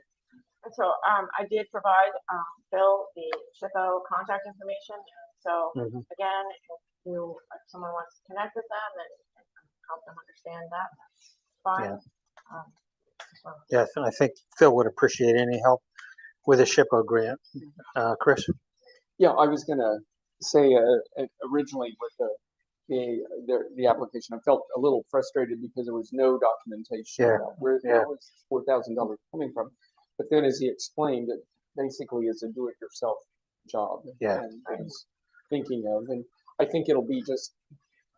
I think it's appropriate to allocate a given amount less than 4,000 probably, and also probably have to do a lot of hand holding and directing as far as the documentation. Was this the first year, Debbie, for that? It was the second year, but the first year he still has not come forward with anything from the first year. So, I mean, this last year was the first year that he brought forth anything, and much like many organizations who it is their first time coming forward, they just make a really big ask and they don't really understand the process. So he is still synthesizing how this works into his life. Yeah. And I can go back to him. He had someone when I went and talked with him that was from the Oddfellows, who's a younger guy, pretty sharp, who was helping. I don't know if he still is. But yeah, I don't know. It's a matter of getting them on track. Yeah, with yeah. Just give us a receipt for something physical that was done that fits. Yeah. The project. But he also said on this year's request, on this past year's request, that the reason he hadn't come forward was he was having trouble getting a contractor. Mhm. So- And yeah, I think he had some Yeah. medical problems too. Yeah. All right. Anybody else need it? Do you have anything? Yeah, so do we have a policy for if someone is going to be doing it, like do it yourself work? How we typically would, is it receipts that we would be reimbursing after for each step of Yep. the process? So, Okay. so we did talk to him about that in the meeting because it is kind of different, and we suggested to him that when he formulates what he wants to do, and he comes up with a parts list and all that kind of stuff, that's when he comes back and he talks to us, and then, yes, we would need receipts that tie directly back to his plan. Okay. Thanks. Zach, you have anything? Nope, I already said. Okay, thanks. All right, so I think we should go in recess now, to get something in dinner. We're all gonna eat at George's house. Seafood special, is that being served? As a, yeah, it's out of the can. Let's be back here around 6:00. Alright, I'm just gonna put the meeting on pause. How do you turn this thing off? You have to put your whole meat, but it's not too much. Okay, we'll see you in an hour, Nina. Yeah, sure. See ya.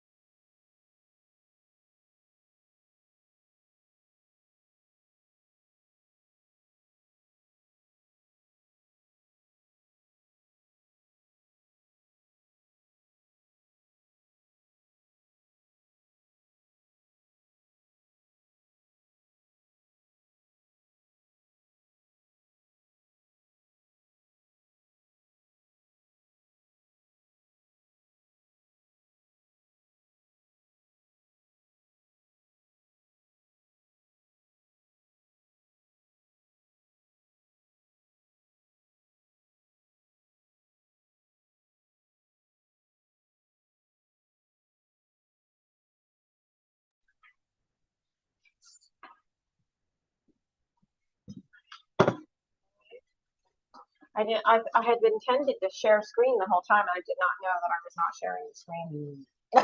So, So did you say you had tacos from Kelly Farm Kitchen? Are those always on the menu? Or are they special?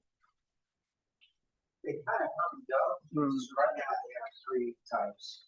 No. Pasta tacos, you really get the chicken taco. did you sure you took it with you? Wow. Super zesty. I ate that. So very pretty. Nice. Most of the time, I just walk in the kitchen. Together. I heard there's going to be a restaurant week in Jefferson.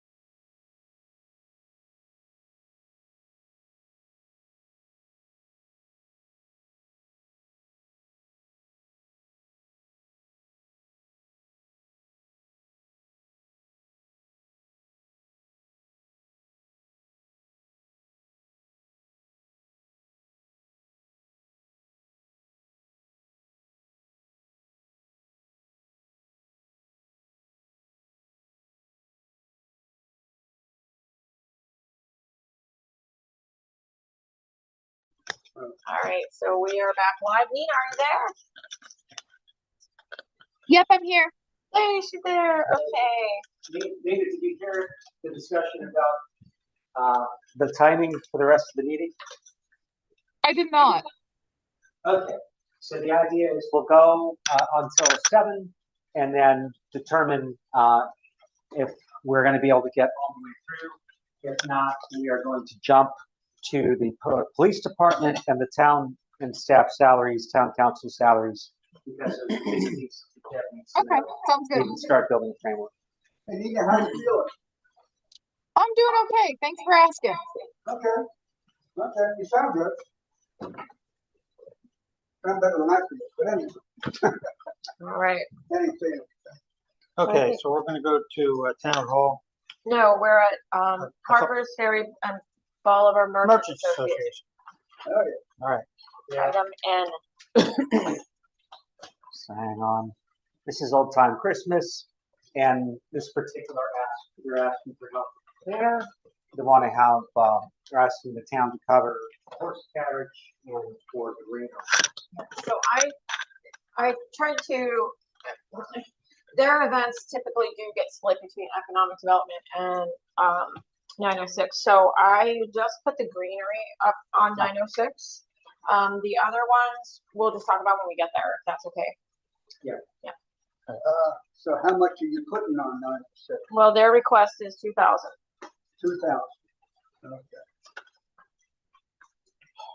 Okay. I have some questions. Having been on the Old Time Christmas committee, it seemed like Old Time Christmas was shifting to not be merchants and maybe be more focused in the town, and especially not with a planner like they had done in the past, as we proved this year it functioned without that expense. So I wish I had heard more or had been at that discussion, because this came as a total surprise to me. Yeah, the history on it is that there was a big ask for the anniversary year of Old Time Christmas, and the town was like, yeah, let's help with that. And then it's an ever shifting lineup. at the top of that organization and on the whole, and then they didn't know that that was like just doing it this year and suddenly it became a bigger ask, and each year we got it back. And now it's just sort of, I don't know, a ghost ship that travels forward. As far as the function of it, yeah, that is what town council had discussed, was that during COVID, stuff had shifted, and that was a big part of why a lot of the stuff was done the way it was done. And that, yeah, we had, in town council, I think it was town council that discussed that the greenery part, really it should be the town stuff. Like we can't subsidize private properties, and there's a later item about doing greenery on Potomac Street that the town will do as kind of its contribution.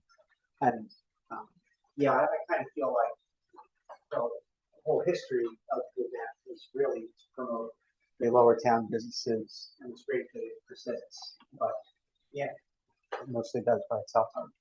Just as a quick follow-up, I wasn't necessarily saying we shouldn't earmark funds for Old Time Christmas. Based on our previous discussions, it seemed like we were heading towards earmarking them for some entity of the town to handle it, as opposed to giving it to the merchants. Oh, I see. And so that's part of it. I totally get what you're saying.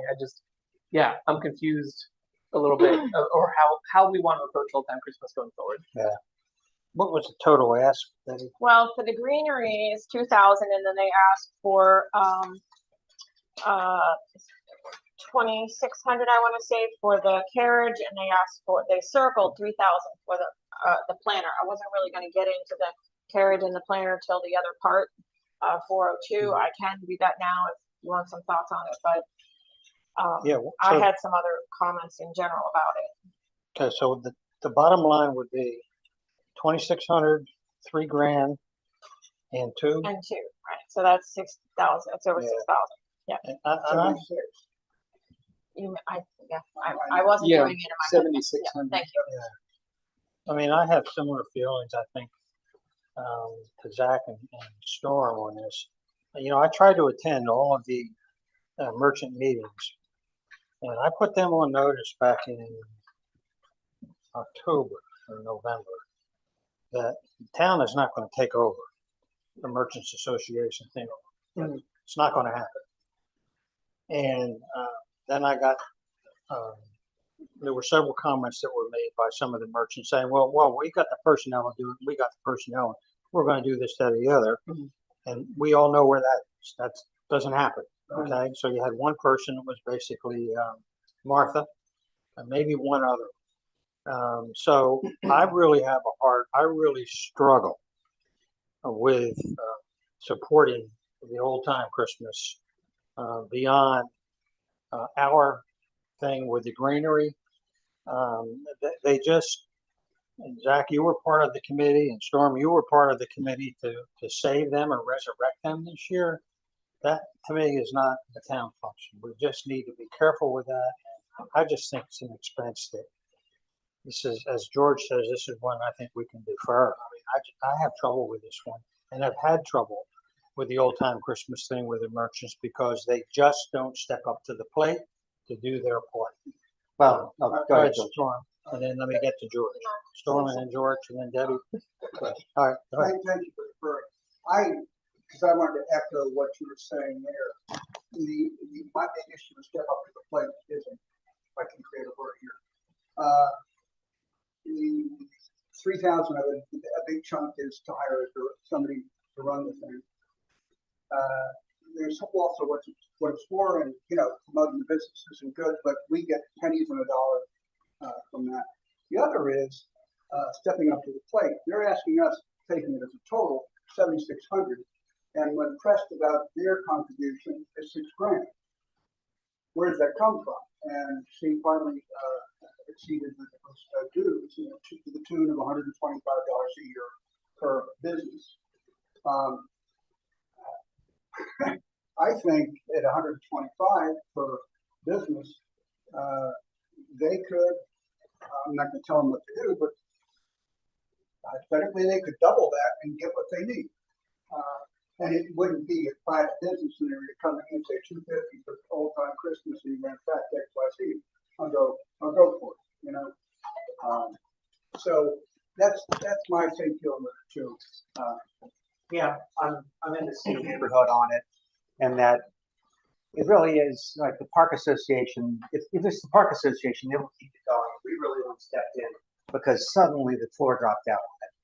And I feel like it is a benefit of the town for it to exist. It's a wonderful tradition, but that the town's contribution is mostly decking the town out to the extent that we want to and we're able. And that, yeah, look, the reason I think we were backing the events was because of COVID, nothing else with that. And I don't think it makes sense to do that. And I remember we also used to help with the lights, and now it's basically set up so it doesn't have to come down and go up. Like that's something that the town was in a better position to do. But no, I feel like it will persist without us stepping in too much. But I think having a little skin in the game sense in the way of the greenery, and if there were a smaller thing. So I would just like to say that with the presentation, I believe that the person who came to present was literally thrown the request to present at the very last minute, did not have the time to really develop ideas. They did have a meeting, but their ideas, I don't believe, were developed. I believe that that Kathy is doing her best to try to hold the organization together, but there is no one being a president right now. And I believe that she did not understand, she came to the door and she and I sat down and I tried to help her formulate something. So I don't really feel like the specifics that they requested are even necessarily in the end what they might end up using them for. In my view, you're kind of looking at more of a placeholder for money if you want to put it in the budget and say, we could look at this for 906 and we could possibly look at this in economic development. You need to come back and tell us what you're going to do with it. The carriage situation has always been controversial because they try to put under 906 and they charge money for it, and that's a contradiction inside of that fund. So that's why I put it on economic development. But if you're going to charge money for it, then why are we paying for it? And so this has always been a contradiction. Now, in that moment, I did not have the time to go into that with her. But as you say, maybe some other part of the items might be applicable, and we can certainly give feedback to them. We have never paid the full amount of the event planner. The event planner has always been a third to the merchants, a third to Bolivar, and a third to us. That's why when I made my chart in economic development, I only put 1,000 for that. So I feel like this is a really a moving target. I think they're trying, and maybe the best response is just to give them a dollar value and say, you've got to come back, and it's contingent on what you give us. George and then Storm. I'll make this question. I mean, I spoke in the same way. You see, on Women's Club, they're going down the ravine, and we're talking to put the greenery up. You can leave the greenery up off the railings and throw money at Women's Club. I mean, I just, Yeah, I don't want to compare right now. Well, they're in the same pot. All right, Storm, then Chris. And I forgot something. Where was I? Yeah, I feel like something like subsidizing the event planner and greenery would make sense, but not to take it on entirely. And if there is an economic downturn, I would be surprised how quickly they're going to come back around and be like, we have to have on Christmas, so we'll pitch into it. Since that was the original purpose, was to get people back in 1971 to come to Harper's Ferry. But I was told her why I think the Merchants Association was even formed. Chris. Yeah, I do think that the town, as a tourist town, has a responsibility to do some decorating. So I think that greenery is a good and appropriate investment for us. I also think the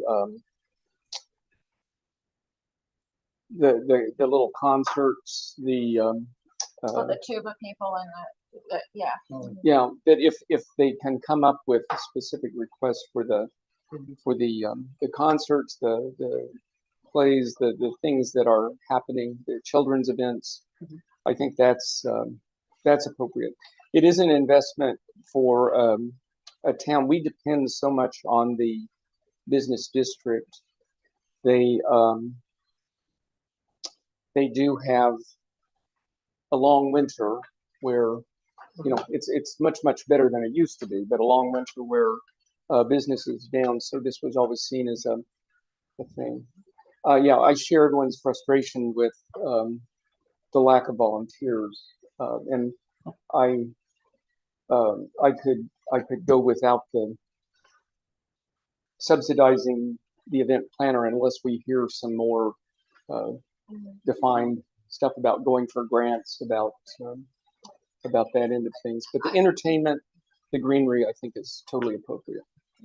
I forgot to mention that, you know, in the budget last year, we had $40 to $150 set aside for performances. Now, they did not come forward with anything specific, and I think we had thought that maybe somehow if it was going to be organized among people in the town, that we would be used for it in that context. However, just now, they have come forward to be reimbursed for the greenery that they put up as they're describing it in the town right away. Now, we've asked for documentation about that. That's a fact. But I do want to let you know that they did put greenery out of their own funds in the right of way. They are now asking for reimbursement for it. That's a whole other chapter story to talk about, not for this meeting. So the reason why I think subsidizing the event planner is a good use of funds is that I think there is a benefit to the town and to its industry and to its tourism to have these events happen. And to maybe not subsidize a particular event, but to say, yeah, we want to make sure that you're, because that's the biggest part of the thing that they were dealing with was just taking all these things that are happening and bundling them in one place. So most of these are things that are individual, but the magic and what makes it old time Christmas is there's one unified schedule. And I think that is a benefit to the town. Okay, I think we all have a sense on this issue. Right. Nina, do you have anything you want to add? No, I think everyone's pretty much covered Okay. my position as well. Okay. All right, so let's go to. So this is town hall as it falls into 906. So if you go down to the bottom, town hall beautification. These are going to be the last 3 items there: the wreaths, the flag mounts, and the flags. The what? Wreaths, Reeves. wreaths, flags, and the flag mounts. Right here, wreaths. So then the reason of those are the holiday decorations that go down Potomac Street at Christmas time. And then there was an idea to put flag mounts and poles on the street signs and buy American flags for the poles. And then as time goes on, you could purchase other holiday flags or something else. Yeah, and the street pole flags are similar to what Bolivar does. I think the thought was that when you transition from Bolivar into Harper's Ferry, I mean, every street sign in Bolivar has an American flag attached to it. And I think the thought was that, you know, that's kind of a neat little thing, and why not consider carrying it all the way down to, I guess, Church Street or somewhere down there. So Wherever the last sign is, wherever the last sign is. Yeah, wherever the last is. Anyway, Zach? My question actually is that looking at last year's budget line item, there was $400 for the 4th of July band, which is not in this year. Well, that wasn't well. No, that's how did that happen? Yeah. No, that is an omission. I am very sorry. You're right. It is supposed to be. Where is it's that? Any weird. catch on that? Oh, just in the 2020. Okay, that was under the town. It was under town hall last year. Yeah, it should be there. I am sorry. That should be there. The Yeah, $400. yeah. Yeah. Good point. I really thought I had it there. Okay. Yep. So that adds $400 to our. Yeah, I think extending the discussion about old time Christmas. Yeah, I think that the greenery on Potomac Street makes a lot of sense, and it's really nice. On the flag mount section, I generally like it. I will say, I know quite a few people who are intimidated when they see a whole lot of American flags. I know in theory it's everybody's country, but sometimes that can be daunting to people to see. But you know, I would say if we were also purchasing a variety of things that change throughout the year, like the Anvil used to do, like at 4th of July, American flags. Oh yeah, there was scarecrows, like that kind of thing. But I don't know. It just gives me pause Yeah, and you know, Storm, it's a good point because I read somewhere that when you go to Great Britain, you don't see the, what's it called? The Union Jack. Union Jack. You don't see Union Jacks anywhere. In London area, that they just don't do it. And yet here, you know, every porch has got an American flag on it. So, you know, it's a point well taken. Yeah. The British consider it jingoistic. That's the word. Yes, and we're who we are. Yeah. Yes, okay, that's, believe that. But the other matter is, if we talk about the other kinds of flags, there is sense to which if we get too many occasions with flags, it becomes flag pollution. Yeah. You know, my own wife doesn't like the pineapple flags that people fly. She thinks they're jacked. Okay, dear, good for you. And I don't have a feeling one way or another. But there's, like you said, there's all kinds of opinions about flags. Are you speaking against the Hawaiian population? I think it's a symbol for welcome. Hospitality. Hospitality. I don't know if it's true or apocryphal or what, but I heard that, I think it somewhere itself, that when you went to visit someone visiting, like for an extended period, expecting you're coming to visit, that you would be served pineapple. And the day that you were no longer served a pineapple at breakfast was a polite way of saying, maybe you've been here long enough. Okay, you're going to get one back. I heard in Boston that the story was that when you saw the pineapple out there, it meant my husband isn't at home.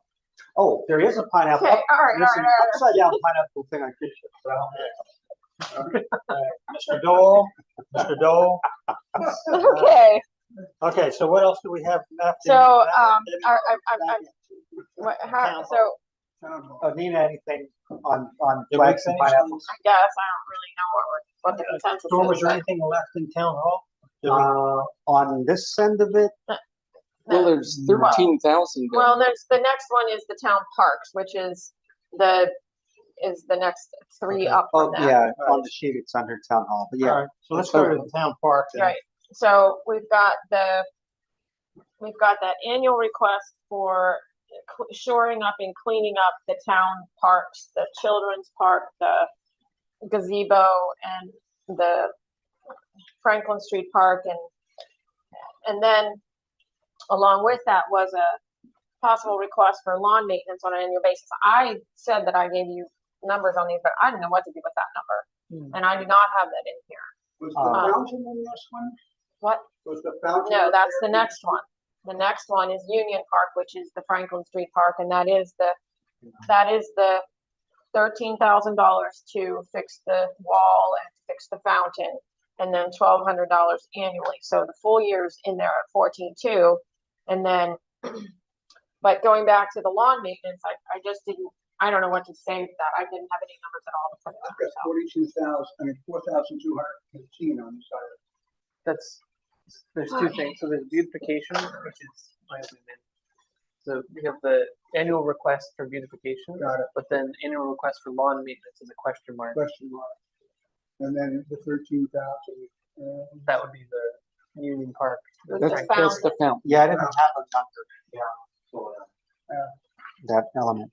No, there wasn't, and I really, I mean, most of them I would able, if there wasn't a number, I was able to like say, okay, I think it might cost this, and this gets us started, but I just didn't know what to do with this one.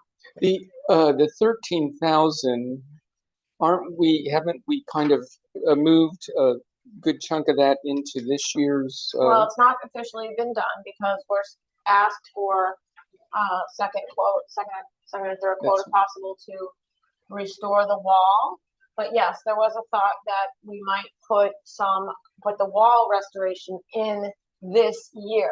That is not accounted for on the chart, but that would be the idea is you put over here, you put 4,000 or 5,000 to do that wall, and then you reduce this number by that amount.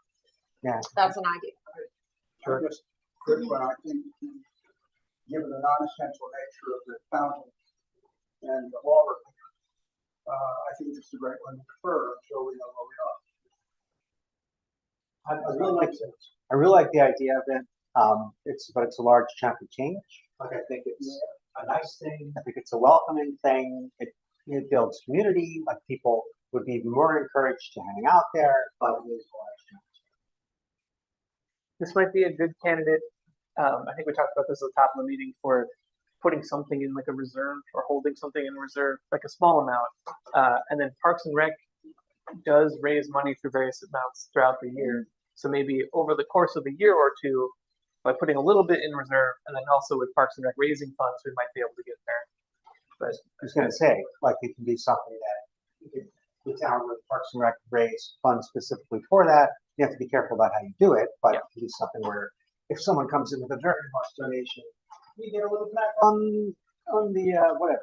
yeah, but I agree that that's a large ask. So Yeah. it's fine. Yeah. I will make comment to the fact that we were told that the wall itself is in disrepair, that people do walk around the wall, pieces fall off. So I would only say that in priority wise, you might want to think about that just with regard to safety, that kind of thing, and that it's saving it. Yes, and where budget and finance left off with that was that, and maybe it was town council, but to get additional quotes for doing that work and pointing out, just to make sure we're getting the best value for it, but that's maintenance. Yeah. And again, that our thought was for this year, not. Well, we were going to consider that, yeah. 26. Yeah, All right. all right, Anything else on this? I think we're okay. Okay. We're on the town parks or I think we're on S, S. Parks and Rec. All right, Parks and Rec. So I'll point out to you that last year, over here, they, what happened to my total? All right, they requested 28,000, and what happened here? I lost my total in that column. Hang on. So that's 4, 11, 12. It's about 12,400 was approved. And they asked for 28. And the Children's Park revitalization being a big piece of that. That was knocked down a fair amount. Film festival was brought down some, and then the summer event at the gazebo was not supported. So that was last year. Go ahead, Chris. I'm wondering about the Music on the Ridge. For this year, they've requested 6,000, but I had that down as 11,000 or something. Well, there's some in economic development. Yeah. Okay, so you might be splitting that up. I am, yeah. I thought that was a huge expenditure for. So let's look at it from last year. Their request was 5,000 in 906, and we honored 3,500. And then for economic development,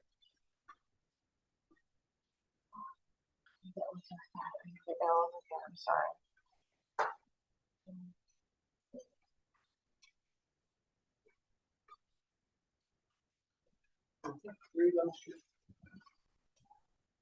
Yes. Because it moved over to the national park property, we didn't know if we could charge. I believe it was free. Donations were accepted. That's right. Somehow, in developing the film festival, we are allowed to sell tickets. So there might be a way to. I think there's some questions about what we're allowed to do if it's hosted on national park property. Yeah. So for Music on the Ridge, they requested in economic development 4,200. So that plus there's, wasn't it 6 in their request? For this year? For last year, the request was 5 in 906 and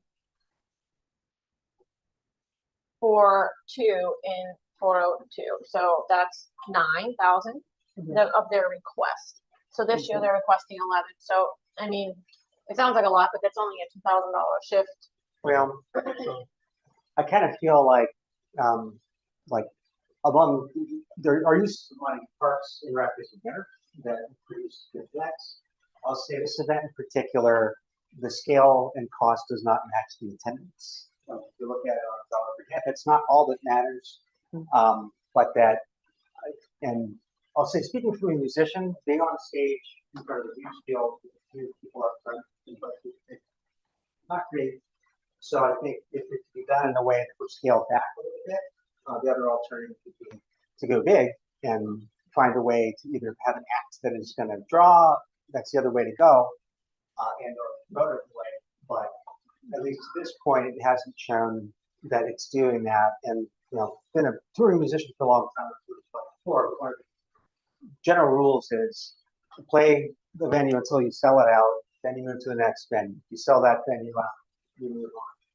So I know that part of it is just sort of, it is pleasant, but there are other events that have used that space in a way that's more scaled back, more cost effective.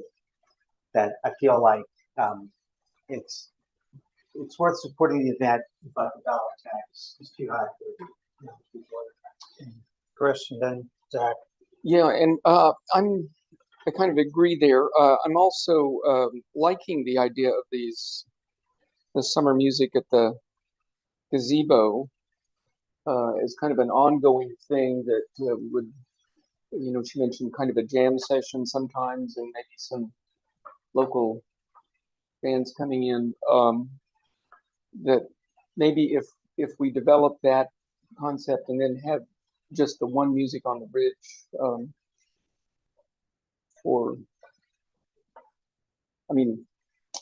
I did like the Mather setting, and I don't know what the answer is on the publicity. I know there was a lot of work there. Yeah, Zach. I think I agree. This event is caught in like a middle ground.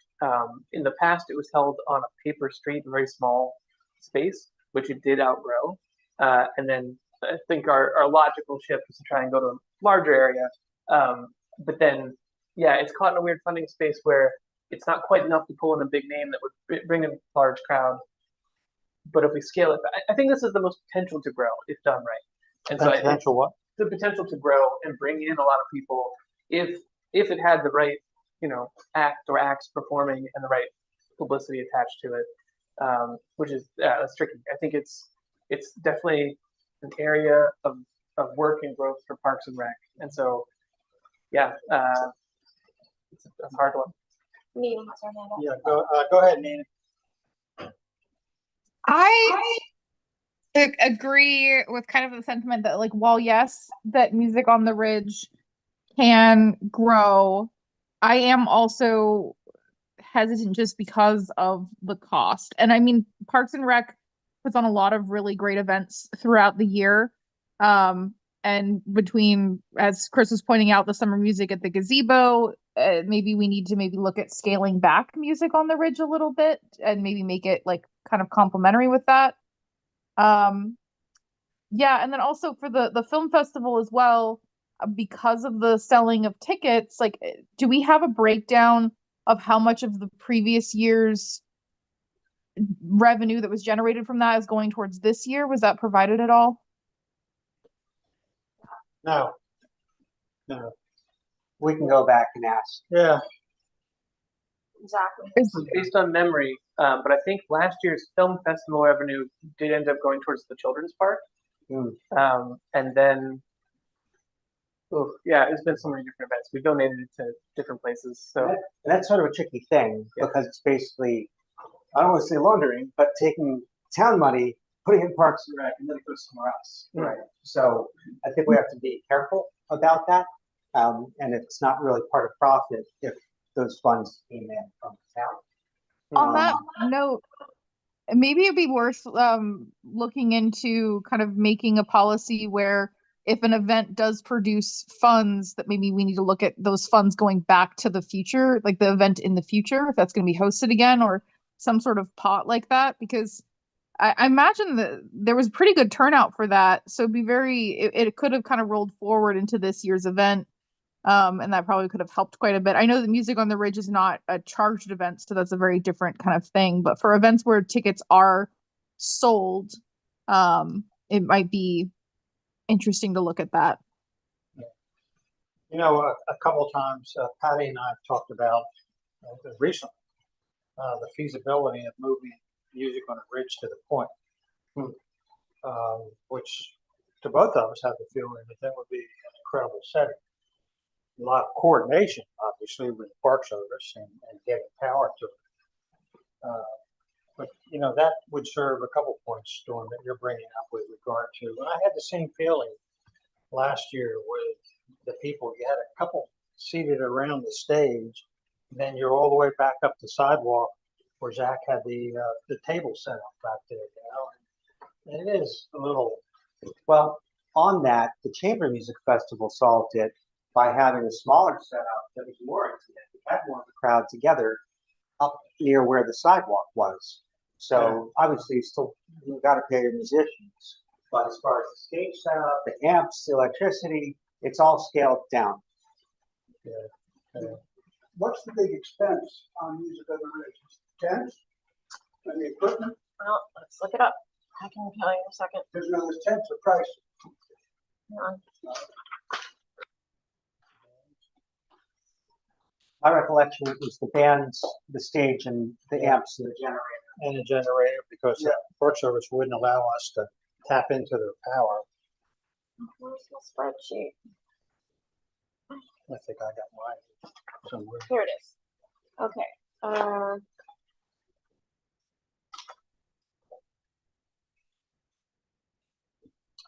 All right, so the musicians and the sound and the stage. I mean, sound and stage is 3,000, musicians 6,000. Those are the big numbers. Stage was 3,000, Stage. musicians 6, Stage and sound, 3,000, 3,000. and the musicians 6. And the thing is with musicians, it's a chicken and egg, where to get an act that is going to attract to the point where it brings that dollar per head is going to cost you a lot more than that. But to spend that much, including with the stage, you know, to draw 100 to 150 people, you know, it's that tweener thing. Has there been a growth curve of people going to this concert? Not that I've seen. I don't know. I think she's reported on that some. I can't recall what the numbers are, but you know, I don't know that. I mean, but it's not magnanimous. I mean, it's not threefold. You know. And we always have to be careful in growth of outdoor events because, you know, a difference of 10 degrees can, or, you know, a thunderstorm can. Yeah. Well, Go ahead. I love the idea of building it into something that would be larger, but I feel the success would come from an event that is scaled well, that it has kind of an energy to it, and that becomes something that once you see it grow, you know, 50% year over year clearly, then you can take the risk of hiring a larger act that would be, or acts that would be more of a draw. So question, you guys are coming out with the impression that we should scale back the request here. That's Brian. I'm thinking so, and I also wonder about reducing the number from 2 to 1. Okay, I want to make you aware that that's what you're talking about. That within this same fund here, you're talking about devoting serious money to non-Harpers Ferry organizations. And at the same time, we scale back Harpers Ferry organizations, government organizations that are serving our residents. Do we want to have that deliberation now, or want to go? But I'm saying, we just want to make you aware of the fact that's I'm where aware. the discussion has been. I feel I'm putting that on the table. I don't want to deliberate on it. I just be aware that that is what is being proposed here. We scale back Harpers Ferry parks and recreation activities and fund organizations that are not part of our town. I don't believe that's a metric we should be following. And deliver that. So that's it. I'm not following you, George. What? Try it another way. What's the point you're trying to make? The point is, we are talking, their positions are to then scale back the request from Harpers Ferry government organization, mainly our Parks and Rec, while at the same time putting monies to organizations which are not part of our company, which are private. Okay, so you said government in that paragraph. You didn't say government before. You were saying Harper's Ferry. Excuse me. I meant Okay, our that's a government. big difference because there's a lot of people here who are all Harper's Ferry. Right, I meant government. In other words, this is part of the same way that, our town Okay. parks, the town hall. That's us. And well, us I is just- also I our just- historic district. Yeah, I disagree with the premise, and that I believe our duty is to have these funds that are for these specific purposes, and to place them with whatever organization is going to do the most with those funds. I feel that Music on the Ridge is a worthy program. It should be continued, and I hope that it should grow. But at its current budget and scale, that I feel if we are choosing one or another, I think we have to look at what is going to be the best delivery for the town for that dollars, and that it doesn't necessarily need to be from within the town. And it's a benefit to the town to have people engaged in other organizations that are contributing. Zach, as a member of Parks and Rec, what's your take on it? It's tough. I think that it shifted. This particular event shifted to a new venue 2 years ago, if I'm remembering correctly, and we had a larger name that first year in the new setting, and then the second year they backed out on us last second. We had to scramble. We also had some issues with advertisement, social media, and just engagement last year. It is funded for 2025 at 5,000. So it's funded. It was requested in 906 5,000. Funded was 3,500, Okay. and requested in Oh, I see. 402 was 4,200. Approved 3,500. So this year it's fully funded for 3,500 plus. What was the other number that I said? Why can't I see it right now? 3,500, so 7,000. Right. I would put on the table that since that's already happening, see how it unfolds this year. I mean, I know we have to make some decisions for earmarking funds, but at a roughly $7,000 price tag, can it pull in a bigger crowd this year? If not, definitely scale it back. This is a tricky one. It's like midway through the budget where it gets spent, so we have to make a decision now. Yeah. So Well, if there's a way to defer the decision on this till after we see the results from this year. Well, so the thing is that that's a yes and a no question, and I think that we need to stop a second. And I'm sorry for interrupting, but you know, fiscal 25 Music on the Ridge is going to happen in June. And fiscal 26 is going to happen till all the way to next year. So you've got all next year to defer and think about it, right? Exactly. So my way of thinking is that you kind of put a placeholder in here so that the person who's doing the asking doesn't say, well, they don't want to support me at all. So either I let the event die or the activity die, or I try to find some other way to do it. If you put nothing on there because you're deferring it, you send that message to the requester. If you put a placeholder number in there and you very clearly say to them, we may be able to provide different funding to you. Please come back to us, even if you want to make it at the 6-month mark, just for a check-in, so that we can tell you if our year is turning out the way that we expected. But if you give it a 0, they're going to be like, you don't That's even. denial, not deferral. Yes, that's denial, not deferral. Right. And that's another way we can play it. If we say, okay, yes, there's 80 grand, but knowing there are some things that are contingent, maybe we do not assign, we only assign to a certain amount, knowing that later people may come back under this idea.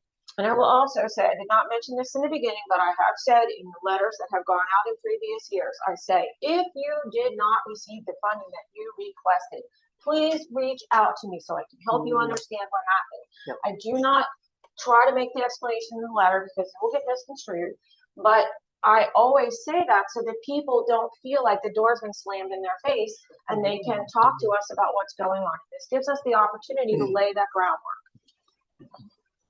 Sure. So on the gazebo music, again, I like it in principle, and each time I've discussed it,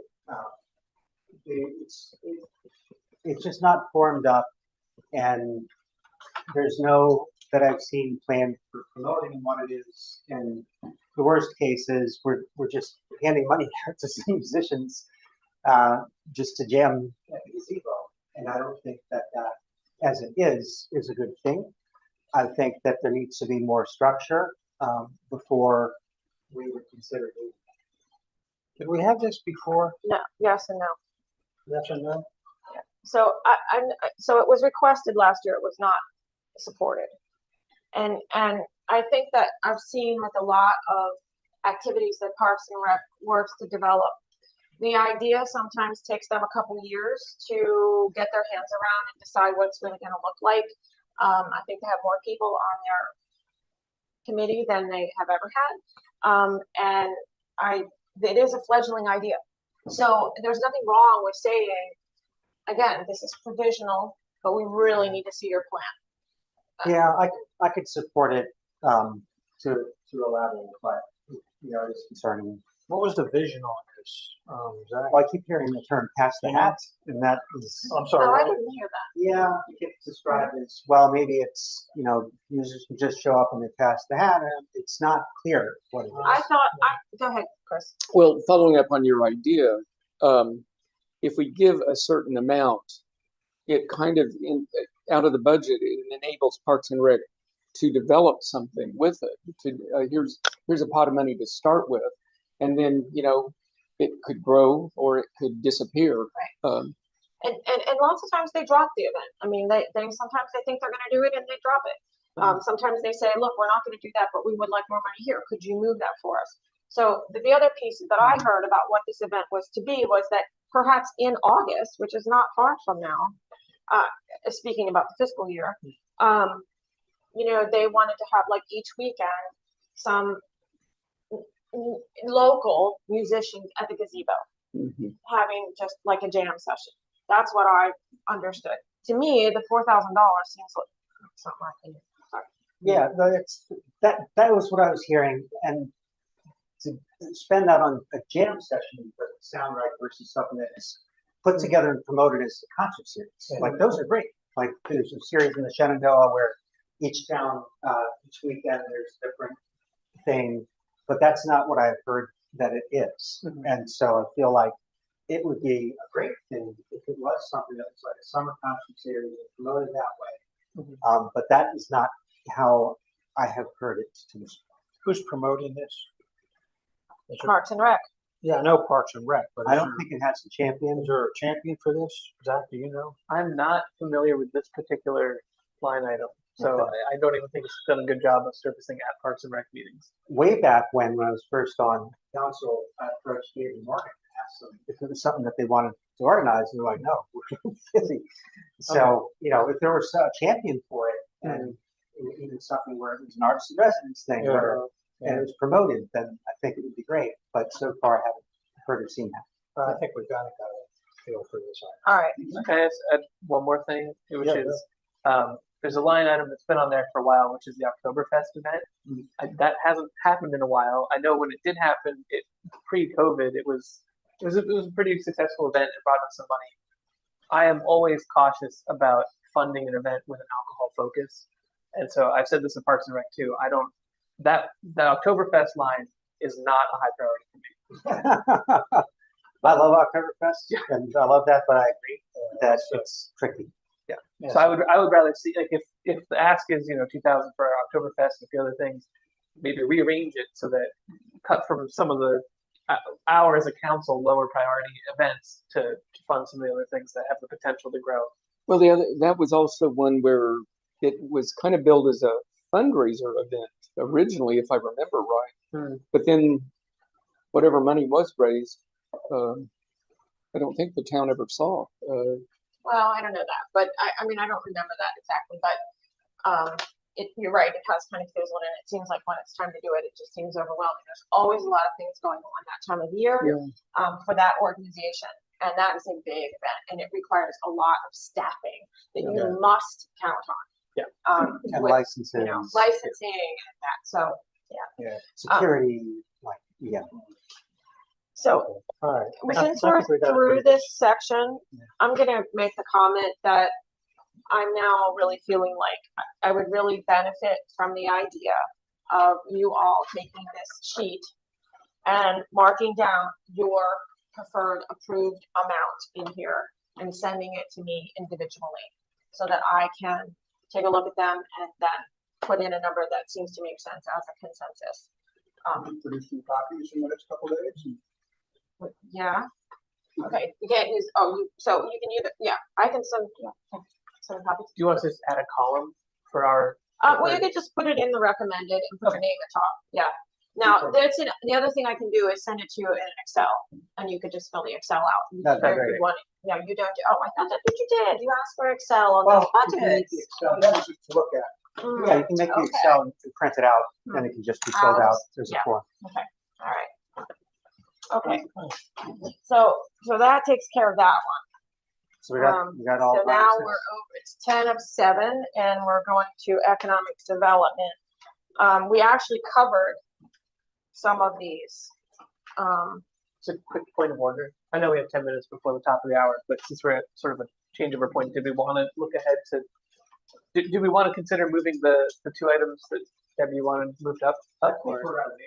Okay. I think we'll at least make it through economic development and then could move them. And Gotcha. let's see where that Yes. goes. Okay. And I'm so They're one at that- is the they're at Jefferson that County meeting. Parks, and I'm very happy to say that I put it in economic development instead of 906. So it's in there. Oh, which? Oh no, that's the 4th of July band. That they're not. Okay, never mind. Forget me. Never mind. I'm confused. All right, so we're on the citizen service program. Yeah. Okay. Thank you. This is Somebody the help big- me. this is the big ask. This is the $39 ask. No, we're on Jefferson County Parks and Rec for Oh. economic development. Oh, there it is. Yeah. Following the agenda, not the chart. Yeah, this is to pay a portion, Harper's Ferry's portion of the fireworks that they do in San Michael's Park. And it's, they ask each of the towns to contribute. Ours is relatively small amount. And of course, it's something that is available for free for all the folks who are here. It's under economic development, since we will be listed as a sponsor. So notionally, it would be something that would draw attention to Harper's Ferry through this. Comment? Zach? But yeah, I think it's a good show. My one comment is that last year, this event was held a week or 2 before the 4th of July. And I know a lot of people who didn't realize, they thought it was like on the 4th of July because it's called the 4th of July fireworks. So I would consider making the funding contingent on some sort of established promotion of the event so that it's clear when it's happening. Yeah. Well ahead of time. And then she said why they do it that way. I think it deconflicts with other events. Well, the fireworks are 2 or 3 times as much money. If That it's was on the it. 4th. Yes, it's a I much think better. the big yeah. thing that happened this past year was that it got canceled on the night because of thunderstorms and moved a week later. If you have thunderstorms, you don't need fireworks. Yeah. So the ask is 500? Debbie, do we contribute any other money to Jefferson County Parks and Recreation? No. Yeah, I feel like it's a worthwhile thing. We can't have fireworks in town. And We that, used to. yes, yes. And every other town has contributed to it. And they, Bigger and they, amounts. we have our logo on it. There's, they do cross promote. So, all right. So the next one is the Dark Skies, and I admit to you that I have it in 2 places. I actually have it here, and I also have it in the town, in the general fund listing, because there was 2 ideas about where should it go. I think my opinion, it actually probably shouldn't be here. It should be over in the general fund part under street lights and the service to develop that plan for the town.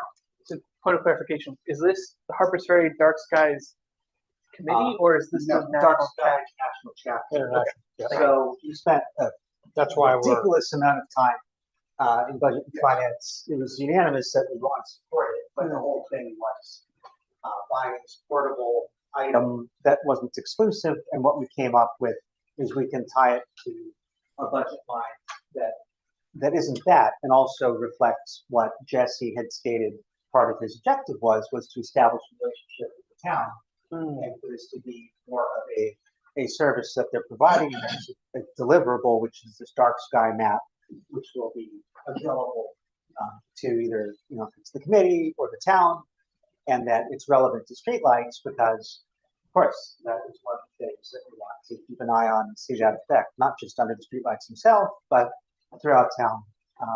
So that was the reason. And just for clarification, where's this on the what line? So it's not gonna fall here. Okay. We haven't Okay. got to that chart yet where I think it Yeah, belongs, yeah. I Yeah. erroneously put it in both places. Got it. That's why I was confused. Okay. Right, the next is Canal Towns. And the annual dues of $250 and then publication and meeting expenses $100. That's, last year it was $250 and $50. We've paid the dues. The $250. Last year, we fulfilled their request Mhm. in total. The dues for each town are 500, but we split it with Bolivar. Okay. Have one membership. I think it's a really good value that it is promoting the town, connecting up with the other towns, and that it's a modest amount. All right, the next thing is the Flip Flop Festival. And the same thing is true of that. Yeah, I agree. Okay. EPTA, All right, EPTA. So with the EPTA there, we have a line in our general fund budget for public transportation. So we typically put $4,500 there and $3,000 here in economic development. I think Zach and Nina missed the presentation on this the other day. They did make the point that ridership in Harper's Ferry has tripled from over the last year. Wow. So that was exciting news. Also, that, what do they call it, flag stop system, and they're gonna be adding Saturday service, which is Oh. fantastic. Yeah. They do not have the ability or capacity to increase the frequency, but that's great. And also, the way their system is, you can flag down that bus anytime in place. If it's safe, if the driver deems it safe to do so, and they said, we can promote that fact. And I even wonder, if there's a sign we can put up, at some point to encourage people to actually maybe take a little bit of the load. I wasn't aware about the flag. I've seen them do it. Yeah. You know that road that parallels 340 and goes between Aldi and next shopping center?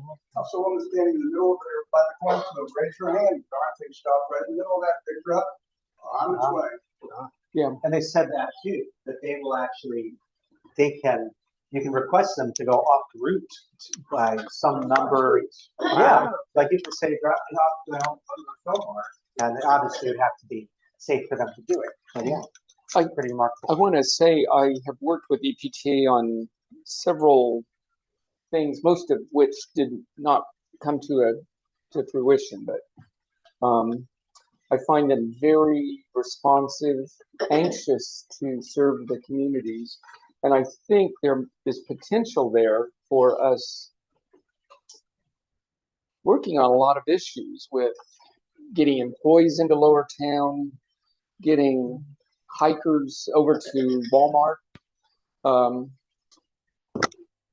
things that we could probably really help the transportation situation in town. Also, I had one citizen once say, well, no one I know rides the bus. Well, That may be the problem of our lack of pushing it. it may be. And the other thing is, I said to him, was that, we're a largely aging population, and this might be an important way to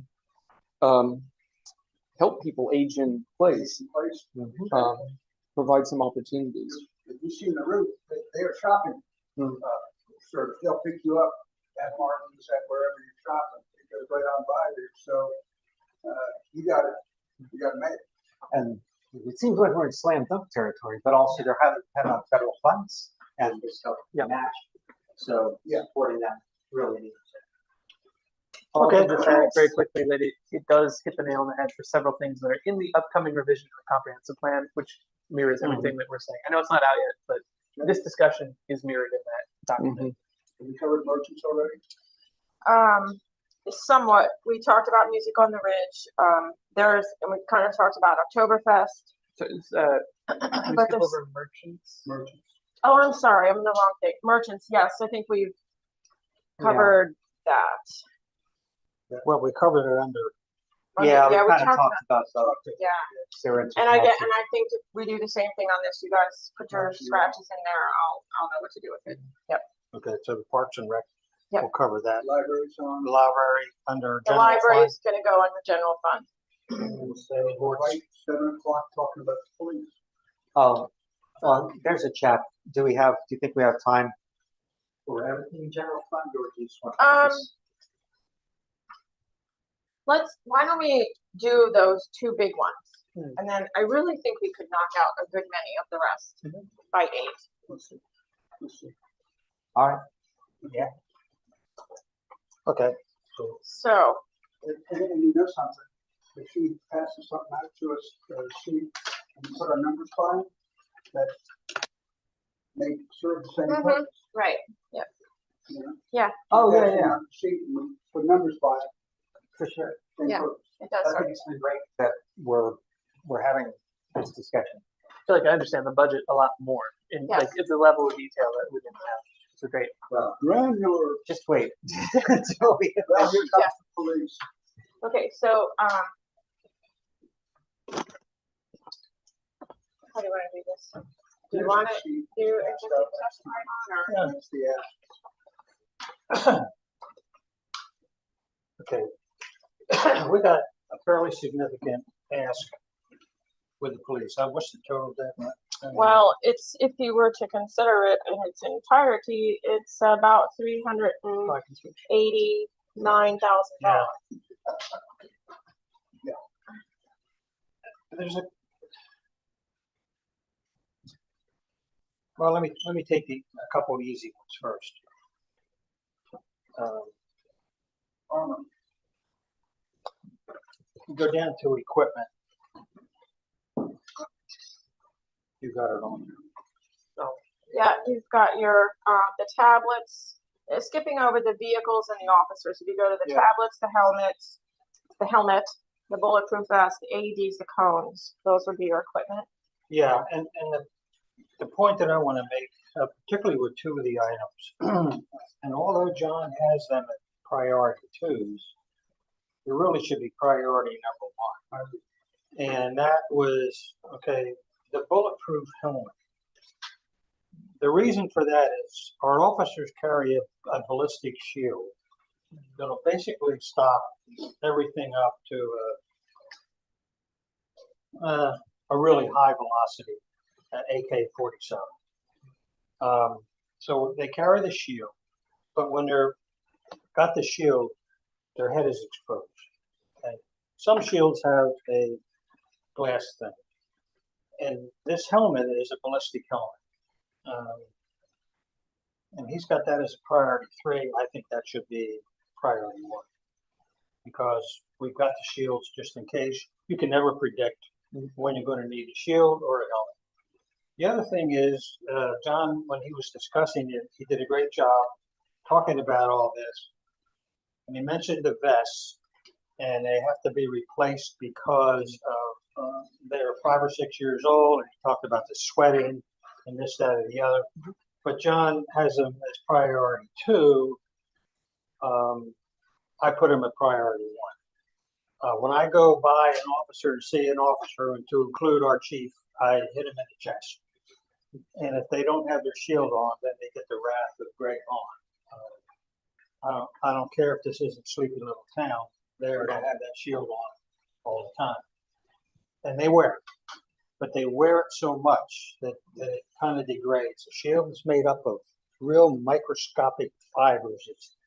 It's not a steel thing, and it kind of degrades.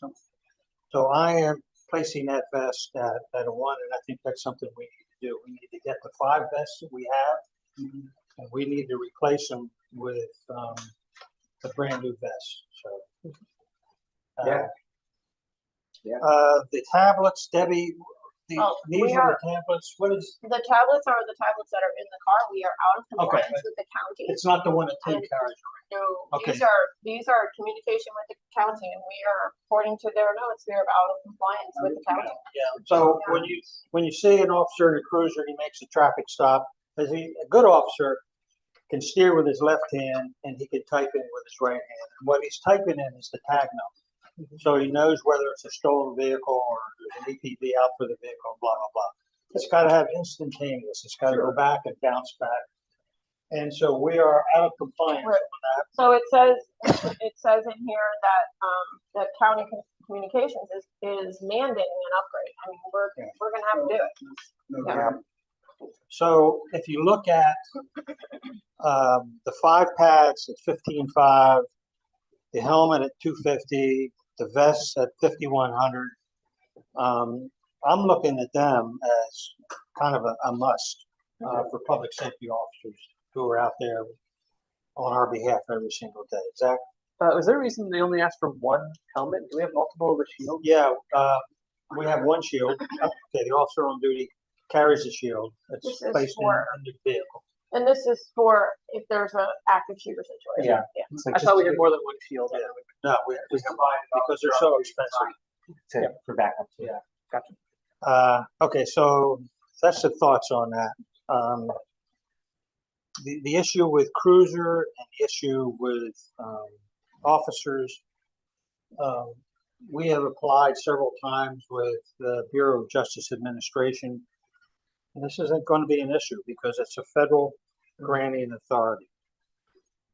Who knows what's going to be happening next several months? The Bureau of Justice Administration is the ones basically that provide opportunities for grants for vehicles and for personnel. Most law enforcement agencies in the United States rely on BJA. They were at one time very heavily funded. It's very, very competitive now. I don't think we were successful. We have not been successful. But there's key ways to write up these grants when you submit one to Bureau of Justice Administration. So I just don't know how, we're going to submit both for personnel and for cruisers. I just don't know how we're going to come out. We do need personnel, and we have the same personnel now that when Wayne was mayor. Nothing has improved. There has been, I think, one improvement from when I was mayor before. I think we picked up one position or a part-time position. So we have 3 part-time officers and 3 full-time officers. Obviously, we're not covering 24/7.